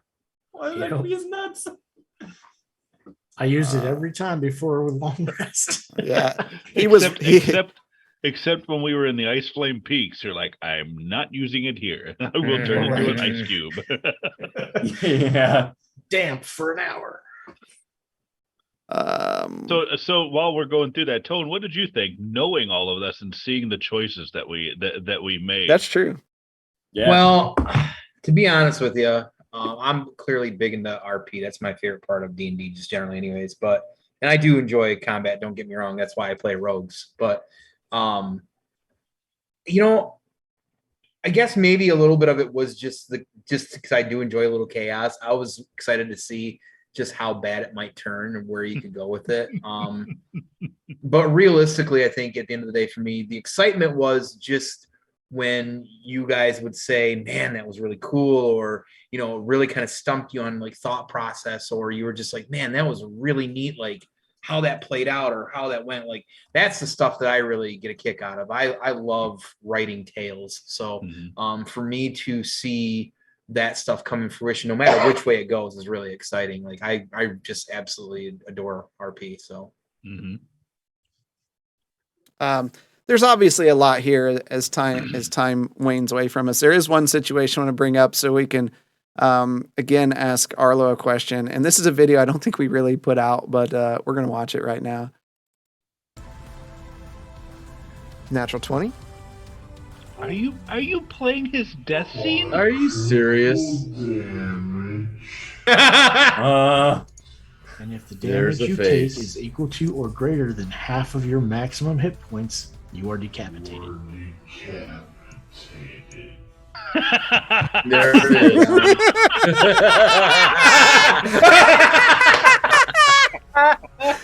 Holy He hit you for 156. incredible. 156. Oh my god. Absolutely. That's funny. Oh my god. Wow.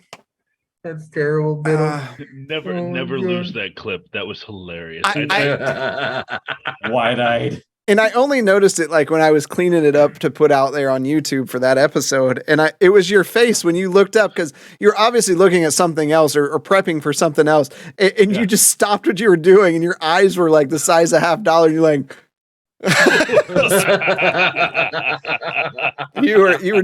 you were totally speechless. In this, let's I think show. that was the only deadly card we actually ever pulled. Yeah, because there's only like a couple in the deck. There's like 4, yeah. I'm thinking that even if I was at full health, I think I still would have died or it'd been really, really close. If you were at full health, it wouldn't have done double your your health. Yeah, It's just I mean now because you'd be talking about like 400 damage or 300 just- damage. Yeah, because I think the both of us were within 10 hit points of each other, and I think I was at 220. Yeah. It was just the gauntlet we had to endure beforehand, and then all of a sudden this giant thing comes out there and lops your head off, or lops a. Yeah. It was Oh, just yeah. bad luck. I was running points so that they could kill that caster. I'm like, I'll take care of him. Yeah. Just I'll distract him. No, one round. Just as a side note to all you that are with us, there is not one character that would have survived that hit. Well, Galtier would have, because he can't be crit hit. Can't die. Yeah. I can't credit ever. I need to go to bed, but I want to listen. Well, let's do a couple things, Dougal. We're getting late, so let's show you a couple things, and then we'll let you go to bed. So this is one that a lot of you have not seen. The players have, but Oh. this is Candor's Keep. This is going to be one of the new cities on the new map. So dense. it's so dense. Yeah. We're trying to improve our map making skills, and we've come a long way from the paintbrush Drakenwald. This is just one big city, so it's got districts and everything else. So that's one of the things that's coming. But makes for good parkour. Blaylock loves parkour. Parkour. But I thought it was a made-up word for the longest time. I thought, but like people that played Minecraft made it up so they can hop around on blocks, and come to find out it was a real thing. I'm like, what? Everything's a made up word. we showed this the other night, and some might have missed it, but here is the official sneak peek video for Campaign 2.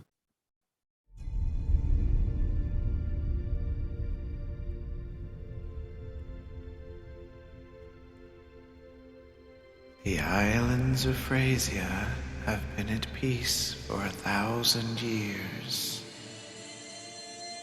Trade between the islands has become profitable as the success of its people and inhabitants grows. But peace doesn't last forever.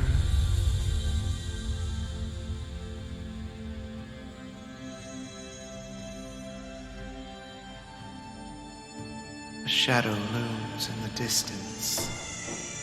An air of unhappiness has been spreading as a new plague rips through the isles.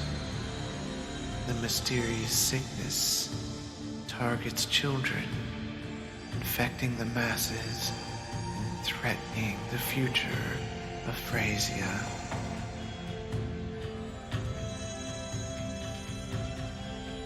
The gods have become enraged.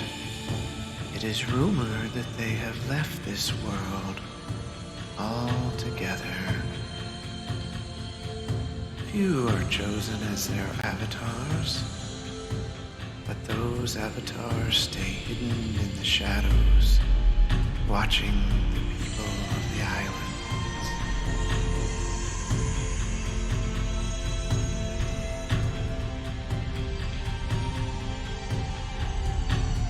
It grows colder. The people do not know what they have done, and nor do they care, as the chill in the air freezes them.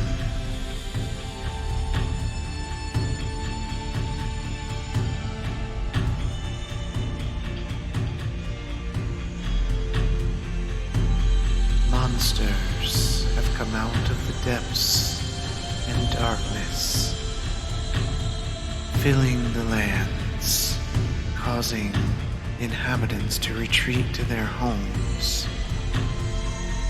The world is no longer safe in Phrasia.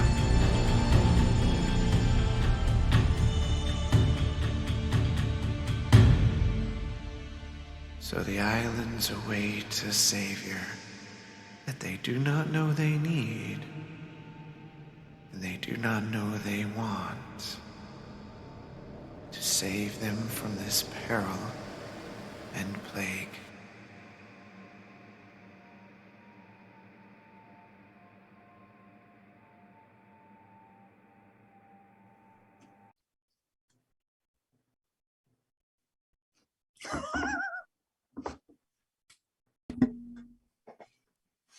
There we are, folks. That is our official trailer for Campaign 2. We're going to get that out on social media tomorrow. Kudos to James for the voice effects and things. It was pretty great. Pretty great. So we're excited over Campaign 2. So, Fanboy, you said you have a couple more Yeah, I got questions. just a few more questions that's fine. here as well too. So really, I think it's time. We haven't really thrown a whole lot at you necessarily, or I feel like I haven't. And that's know- it for tonight. So thank you for all. Yeah, right. So, what do you feel like, being that you were streaming as well too? I mean, I'm guessing the DM thing you've been doing slowly over time, anyways. But what do you feel like was the big learning curve for you? Ugh. Balance. And I think it's something you never quite get, because you want the players to have a meaningful encounter. Mm-hmm. And sometimes you set up something and then immediately they're like crit, and you're like, that was supposed to be dangerous. So Right. you have to kind of adjust on the fly to give it that feeling. And then on the flip side, a la like Varsith Reborn, you're like, this should be a fine encounter for their level. And then you miss something and they're screwed, and you're watching them, and it's not fair for them to die because I made a mistake. Mm-hmm.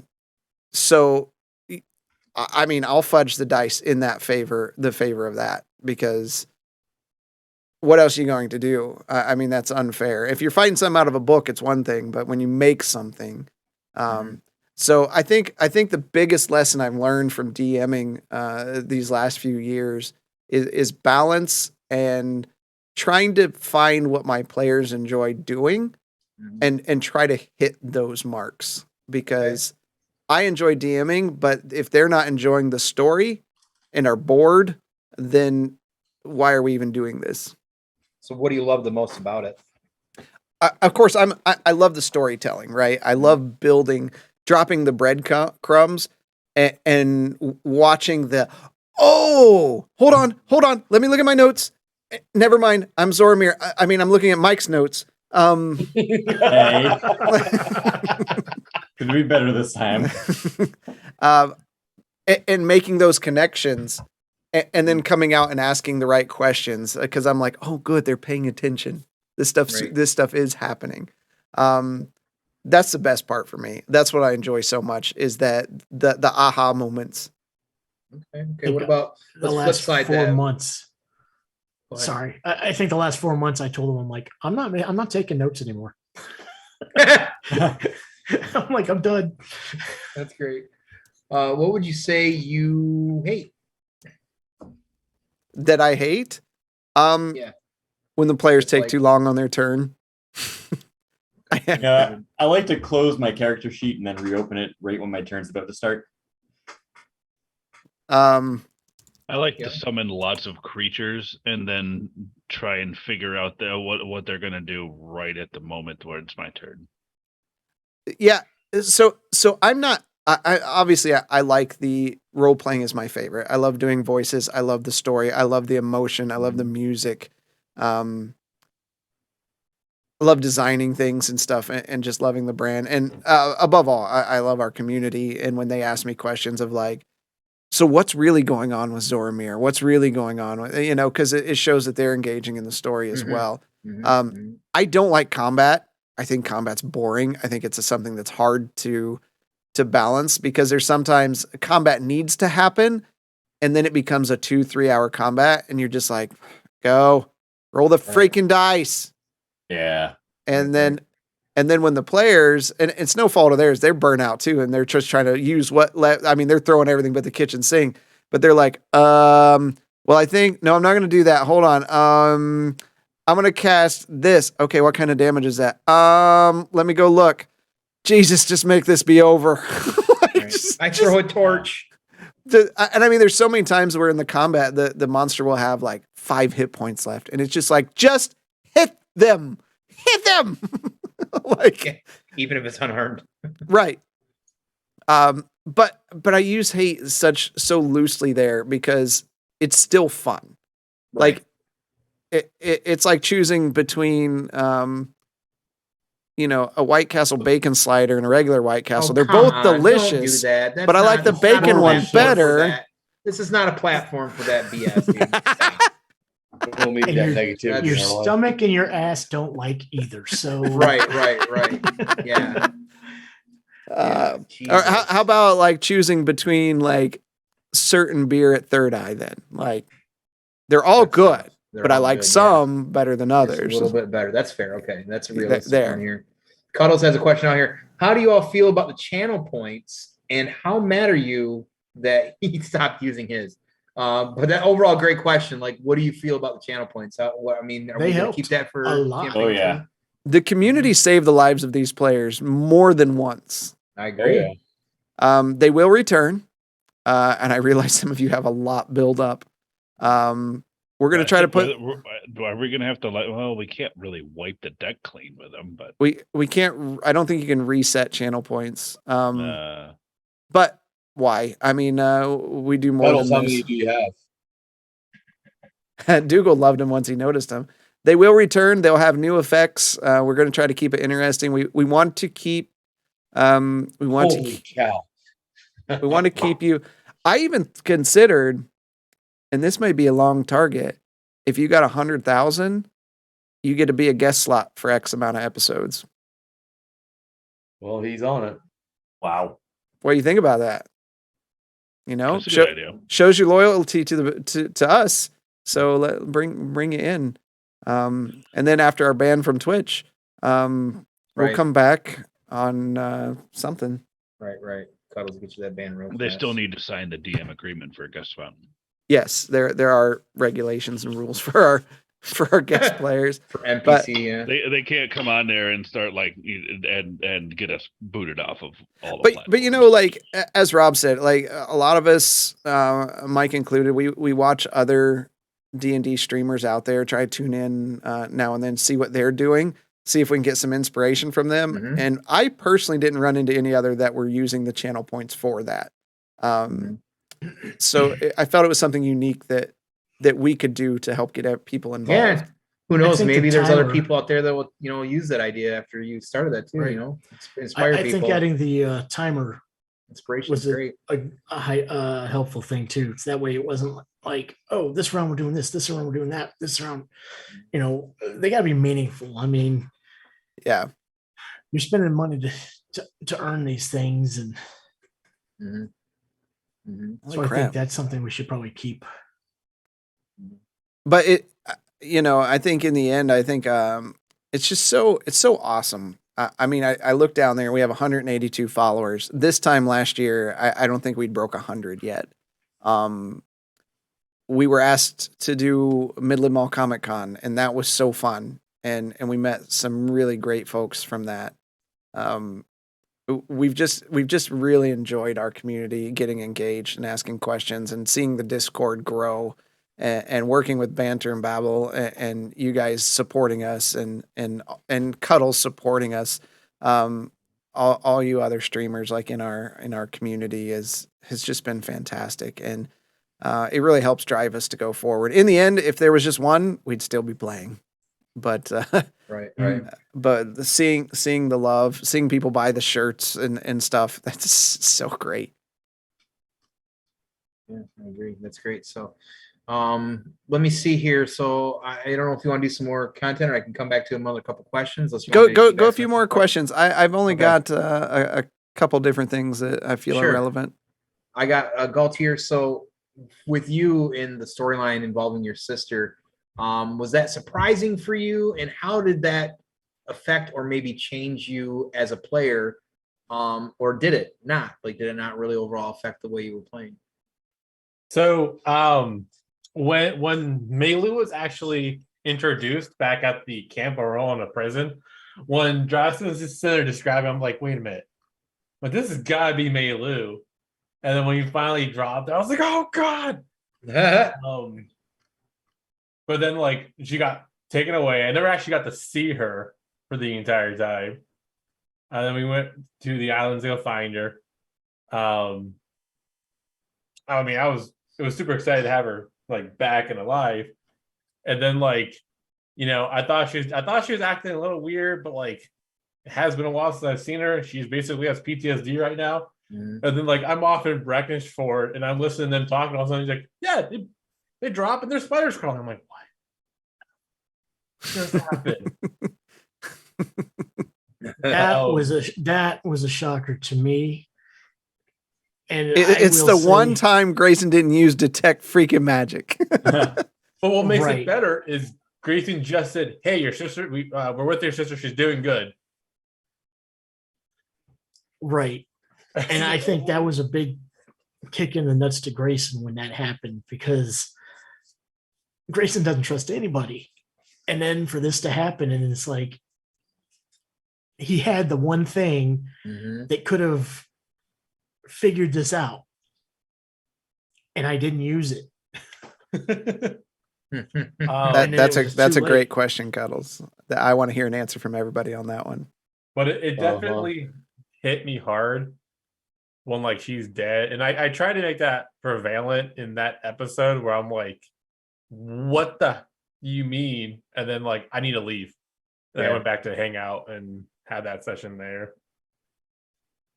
I mean, I'm still not too great at that role playing as it is. Dude, you've gotten so much better though. Like Yeah, and I would say the way your character reacted that was kind of spot on, kind of even with your character, to be fair. I mean, I appreciate that too. I really Yeah, do. RP doesn't come naturally. It No. comes over time and it takes practice. Well, like what's hysterical is as everyone but Tone and probably Arlo really know this. In D&D, I take a back seat when people are talking because I don't want to be a dick and overspeak people. But in our Discord chat, oh no, I'm obnoxious. You? That's what we're trying to do. Weird. Is like we're trying to make it like get him. We need a little bit of that we call it wombat rage, like Yeah. in D&D, so that is so that he can come in there and interrupt people, and then because he does really well when he's talking, interacting. There have been some missteps, but goodness, Blaylock, poisoned piranhas with like cancer. So we all have missteps. And Shudzy. Yeah, so I mean, it's just it's something that we all kind of learn, and we have to, and Yeah. like as other players, we kind of have to know, and be aware of that, so we're not stepping on toes. So what one comment I want to make is that nobody questioned why Zormir was drinking acid. Yes. No one questioned why Galterra was drinking potions in the middle of battle.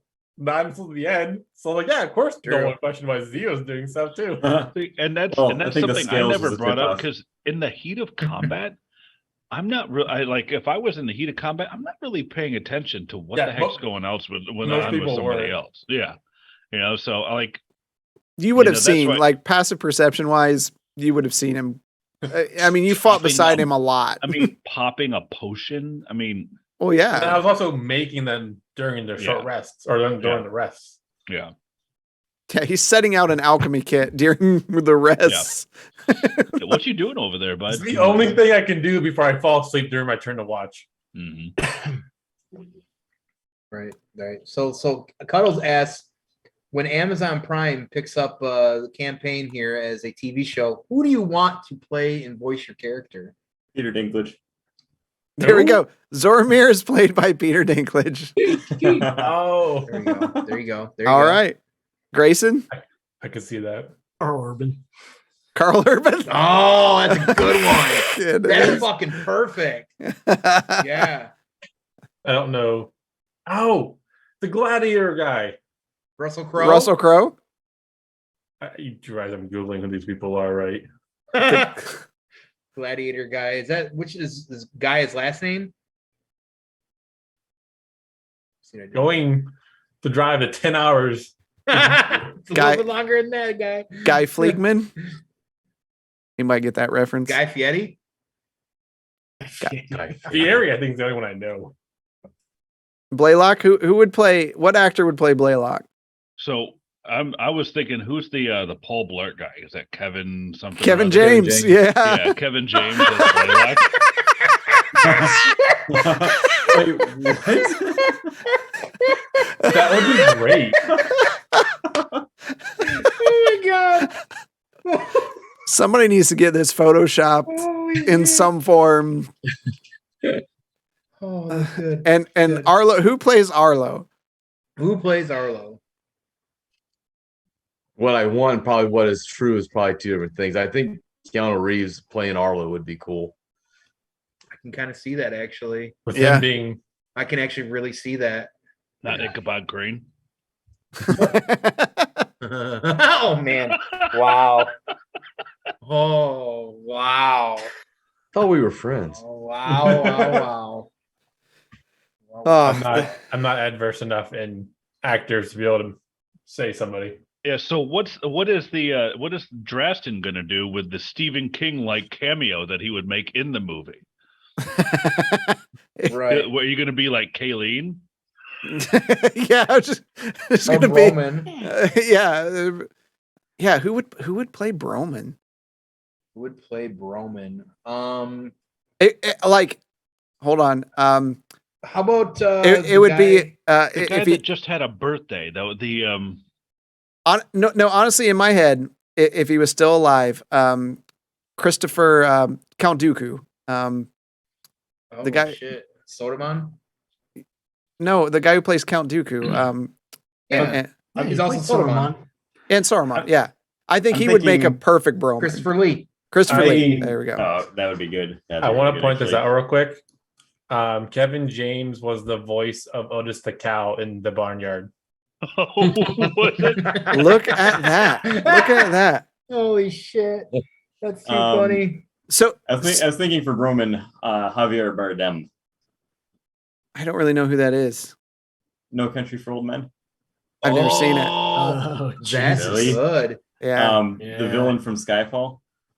Yeah. I've never You know, seen any Bond Chris, movie. Yeah, Dresden doesn't really know. What? What about the voice of Scar? Who is that guy? What's that guy? Oh, Jeremy Irons? Jeremy Irons. Yeah, there you go. And he's done a D&D movie before, and it was terrible. Terrible. What about the guy that plays That's right, Sir Christopher Lee. the cousin of Alan Rickman in Prince of Thieves? The one who says yeah. The guy, why would you use a spoon or the- a knife or a fork? yeah, and he was just in Nope. Nope. Yeah, the Mhm. only good part of that movie. We're not gonna go on that route. No Nope. one finds that funny at all. Yeah, everyone does if they've seen it. It's terrible. Flying But blanket. he would be a good Broman though. So one thing, Tone, okay, so Tone is really the one that pushed me into streaming or whatever. But then as I got into it, he's like, Drastin, you gotta do more content. You don't have enough content. And I'm like, well, what else do you want me to do? He's like, you're gonna have to come up with some stuff. So there's some failed ideas that happen. And I actually just played this for Mike the other day as we were exploring. Here's one of the failed contents that never came to be. And he doesn't know what I'm talking about until he sees it. And when Tone sees it, he's going to be like, oh. I know.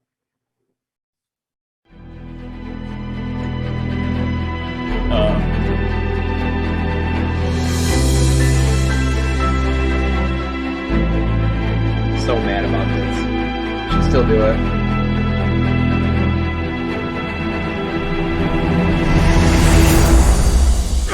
Dungeons and Drastins. Oh, jeez. And he sent me Yeah. that, and I was like, what? It was good until Dungeons and Dragons. Yeah. Well, that part, yeah. But the thought behind it was that he could spend, make a few clips a week for just a few minutes each, and just give out like actual DM tips, like Oh yeah. yeah. The maybe problem eventually you is could have like Time. big. No, just don't play games instead of streaming. Right? Don't enjoy the whole rest of your life after Yeah, work. like, what are you doing? Just Like- make content. Well, I mean, you play 40 hours a night to get like high level on a MMORPG the first day it comes out. You think you could spend a couple hours, Yeah. Got it. And we didn't even get our raids in this week. So No, it didn't. because I We was got distracted freaking by busy. Gloomhaven. Yeah, Gloomhaven is Gloomhaven. great. Yeah.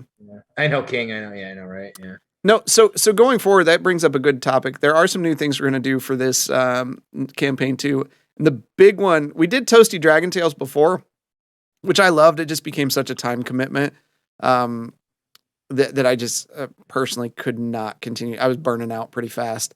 But this next campaign too, we are actually going to have, I think we agreed on like 2 to 5 minute clips. And it's just going to be a rundown of what happened in the last episode. That way, if you're catching up and you don't have time to watch the entire 3-4 hours, you can watch this little clip and get the 1,000-foot view of everything. So that's going to be something we're going to do for this next campaign. Nice. Are you going to release that on a podcast as well? Probably. Yeah, just like a little recap. Just call, and you can even title it recap. Yeah, Dougal, and I don't think you're alone. I appreciate, because like Mortally Crafted is like they're going through all the sessions right now, and being able to kind of skip forward and get caught up would be beneficial. And watching an hour's worth of 5-minute videos is going to get you way further. Yeah, Doggle's 3 a.m. You might as well just stay up. One of the first D&D podcasts I'd ever was by it was a group called Major Spoilers, and Major Spoilers once a week would release these like 45 1-hour sessions, and it was called Critical Hit, and it was amazing. Yep, they're very still familiar. doing it now. And it's really good. I'd recommend to go into Isn't them. that and get some of the Wizard of the Coast guys too involved in that? I don't think so. It's been a while, but Sly Flourish and all those guys or something. Like this is Steven Schleicher and his group at Major Spoilers, but really good. They do a lot of comic book stuff, but they also do the Critical Hit, which basically they just have like they do a session for like 5 to 6 hours, and then he'll split it up and then release it a week at a time, and it's really good. I'm familiar with. Hey, Patty. Yeah. So, Tone, you got any more questions? Yeah, just a couple more to finish up here. Yeah. Let's see here. This is just a brief one for Mike. Thoughts on digital dice? I know we kind of touched base on it a little bit, but yeah, something's definitely got to be brought up about that, because there's what you had happen on the one shot. I mean, I had 3 threes right in a row. It should not be that way. The likelihood of that happening is pretty low. Yeah. Yeah, something is definitely wrong with the algorithm. I am terrible at math, and I can tell you that mathematically, the rolls I was doing Saturday night, that's not. Is it probable? Sure. Very possible? No. I've never, ever had rolls like that, and that's just. I mean, I get why the digital is important. It makes sense, and it should be done. But my God, that was abysmal. I had 120 towards the end, and everything else. I think I passed one check. Everything else was below double digits, below a 10. Right. The entire and time. at least with physical dice, like if you're having a bad night with physical dice, most people have more than one set of dice. You can switch out your digital dice. There's multiple sets. Yeah, that's right. Tone is the Detroit I am Lions definitely of dice thinking rolling. Just because you change the appearance doesn't mean it doesn't have the same algorithm. Right, that's right. Yeah, but at least it fails prettier. So wait, so you have to give your dice to somebody else for them to actually do well? Yeah, Dude, yeah. It's I ridiculous. think the dice fairies shine down good on me on a lot of nights. Oh, it does. It does. Yeah. Yes, but the rest of us, not so much. Except for when you're up against a creature of the giant cleaver. Yeah, I retired my long-term, like the dice I used from like second edition. They're retired back here behind me in a little case, but I definitely have multiple sets, and there is an old kind of wives' tale about touching people's dice. You don't touch people's dice. It's bad. I'll throw out an entire set just because somebody touched my dice. And then I'll just let people at the Midland Mall Comic Con use mine. I don't care. Right. So I'm blessed by Mercer. So look at okay. No, you want to see? Look, hold on. Oh yeah, okay. Hold on. Yes. He got to stand next to Matt Mercer. I know. Yeah. Marisha. So look who's behind me. And Ashley. Yeah, who's the smart one here? And then here's Mike, and look who's Ashley. Wah wah. So That's is it bad that I've stopped watching Critical Role? well, it's rough right now. It's definitely rough. Last real couple ones here, just kind of like I said, were you surprised? And this is of course kind of also for really everybody too, but I know Mike was tied directly into it, but I know Zoromir was also there too. Was it quite a surprise when I did come in out of nowhere and got to play the actual Whisper, my old character out of nowhere, and link back to a story figure. Oh yeah. For sure. It's always fun to have people come in, and that's the thing too. Is it's like, you know, when we had Cherry come in, That was so great. you know, we all talked about that afterwards, and we're like, you know, having people from the community come in and play an NPC for a session or two or whatnot, you know, as long as people are well aware of what, you know, you just can't go off on a tangent. You know, there's story to be said. I think that's great. It gives, you know, Chris a reprieve for a little bit, and you know, people get to interact with us more than just on the Twitch chat. Because I'll be honest, for a while I didn't even have Twitch up. You know, I was relying on some of these other guys to, you know, if somebody used some points on me or whatever, I'm like, oh, I don't know. And as a mark for my favorite character I ever played in D&D 2, what about the end when she showed up? I loved how X was Chris's idea. It's like, hey, she's going to show up on the carpet and give these guys a ride. Some Deus Ex Machina, and then, you know, Whisper comes in. Yeah. But I think there was a point they were all settled that they were going down with the tower or something. 'Cause- Yeah. I don't know how we're getting out of here. And then you fight an undead dragon. Cool. Good times. Yeah. Good times. No, that's all the questions I really have. Thank you for letting me well, shoot some stuff off. thanks you for asking them. Yeah, thanks for hosting. Yeah, thanks for coming in. Again, we appreciate all the support for everybody. I think I was that one time Drastin came into your GTA RP and you were in your underwear. Okay. What? I'm not sure. I think it's side conversation. It must be. So thank you all for coming out. I hope it was interesting. These guys want me to share the notes to them so they can scour them profusely and try to make sense of them. Into the mind of madness. For real. And you'll see it. You'll see them progressively get better. Like as my note taking skills improve through to the end. As always, we love our community. We love you guys coming by. You don't want to miss next week. As far as I know, we are starting on Monday. I got a lot of writing to get done, but I think I can get there. We may not have all the bells and whistles ready, but we may have enough to get going. I'm very excited. So new characters, new stories, low level. They'll be level 1. Crazy. We're just gonna RP our way up to 3. There you go. Milestone it. We'll see. We'll see. So this was a lot of fun. We'll get this put out on in podcasts and of course on our YouTube channel. Keep coming back. Great questions tonight. Dougal, sorry for you staying up till 3 a.m., but we love that you came by. Drop in the Discord, ask any question you want. We have a lot of experience here that can comment on there, and then you can catch us playing games on the official, unofficial pre-show show to Banter and Babble on Wednesdays. Let's be real. I mean, really, what is the team going to wipe on in the first fight? Are we going to be fighting some rats, and then the rats are going to get the best of us? Yep. Why not?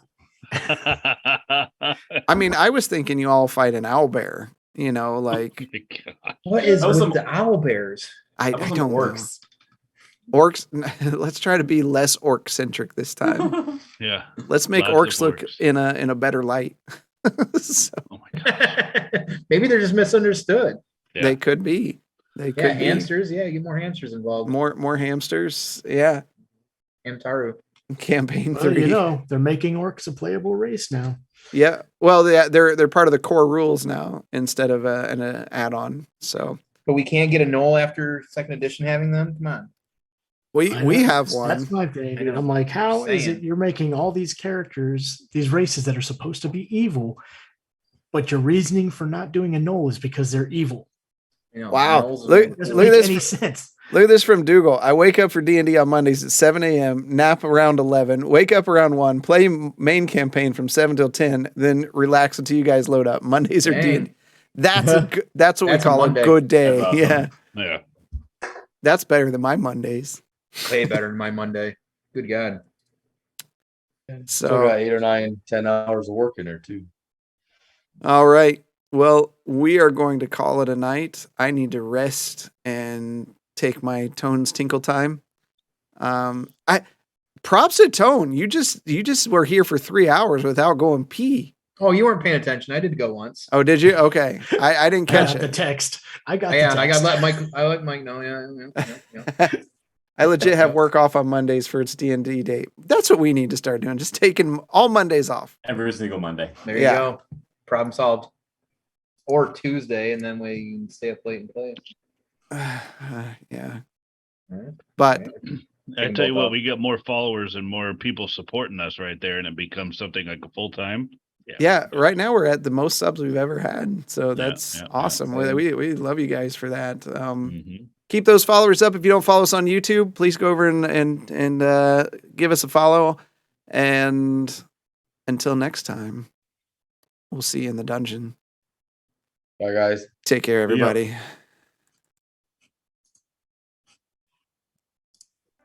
So watch how you talking and where you been walking, they call me the BBEG. I'm more than a little OP, I do what I want to, that's a mantra. Keep 'em running and gunning like Contra, I'm a monster. The end is upon us, I promise you, novices don't want no problem with me. So watch how you talking and where Nope. you been walking, they call me the BBEG. I'm more than a little OP, I do what I want to, yeah, that's a mantra. I keep 'em running and gunning like Contra, yo, I'm a monster. Turn it up. What you know about the final boss? I got him trying to buy time with the sign of the cross. I redefine high crime and the meaning of loss. I'm off hip, but I body like I'm playing lacrosse. Beat to the EG, I'm keeping them queasy. I make it seem easy, acknowledge me. I've been demolishing your cities, I'm astonishingly sleazy. I'm the big bad, y'all must be the cast. I'm killing the master, villain, a blast, a disaster. Really a rap bastard, willing to rap fast for the masses.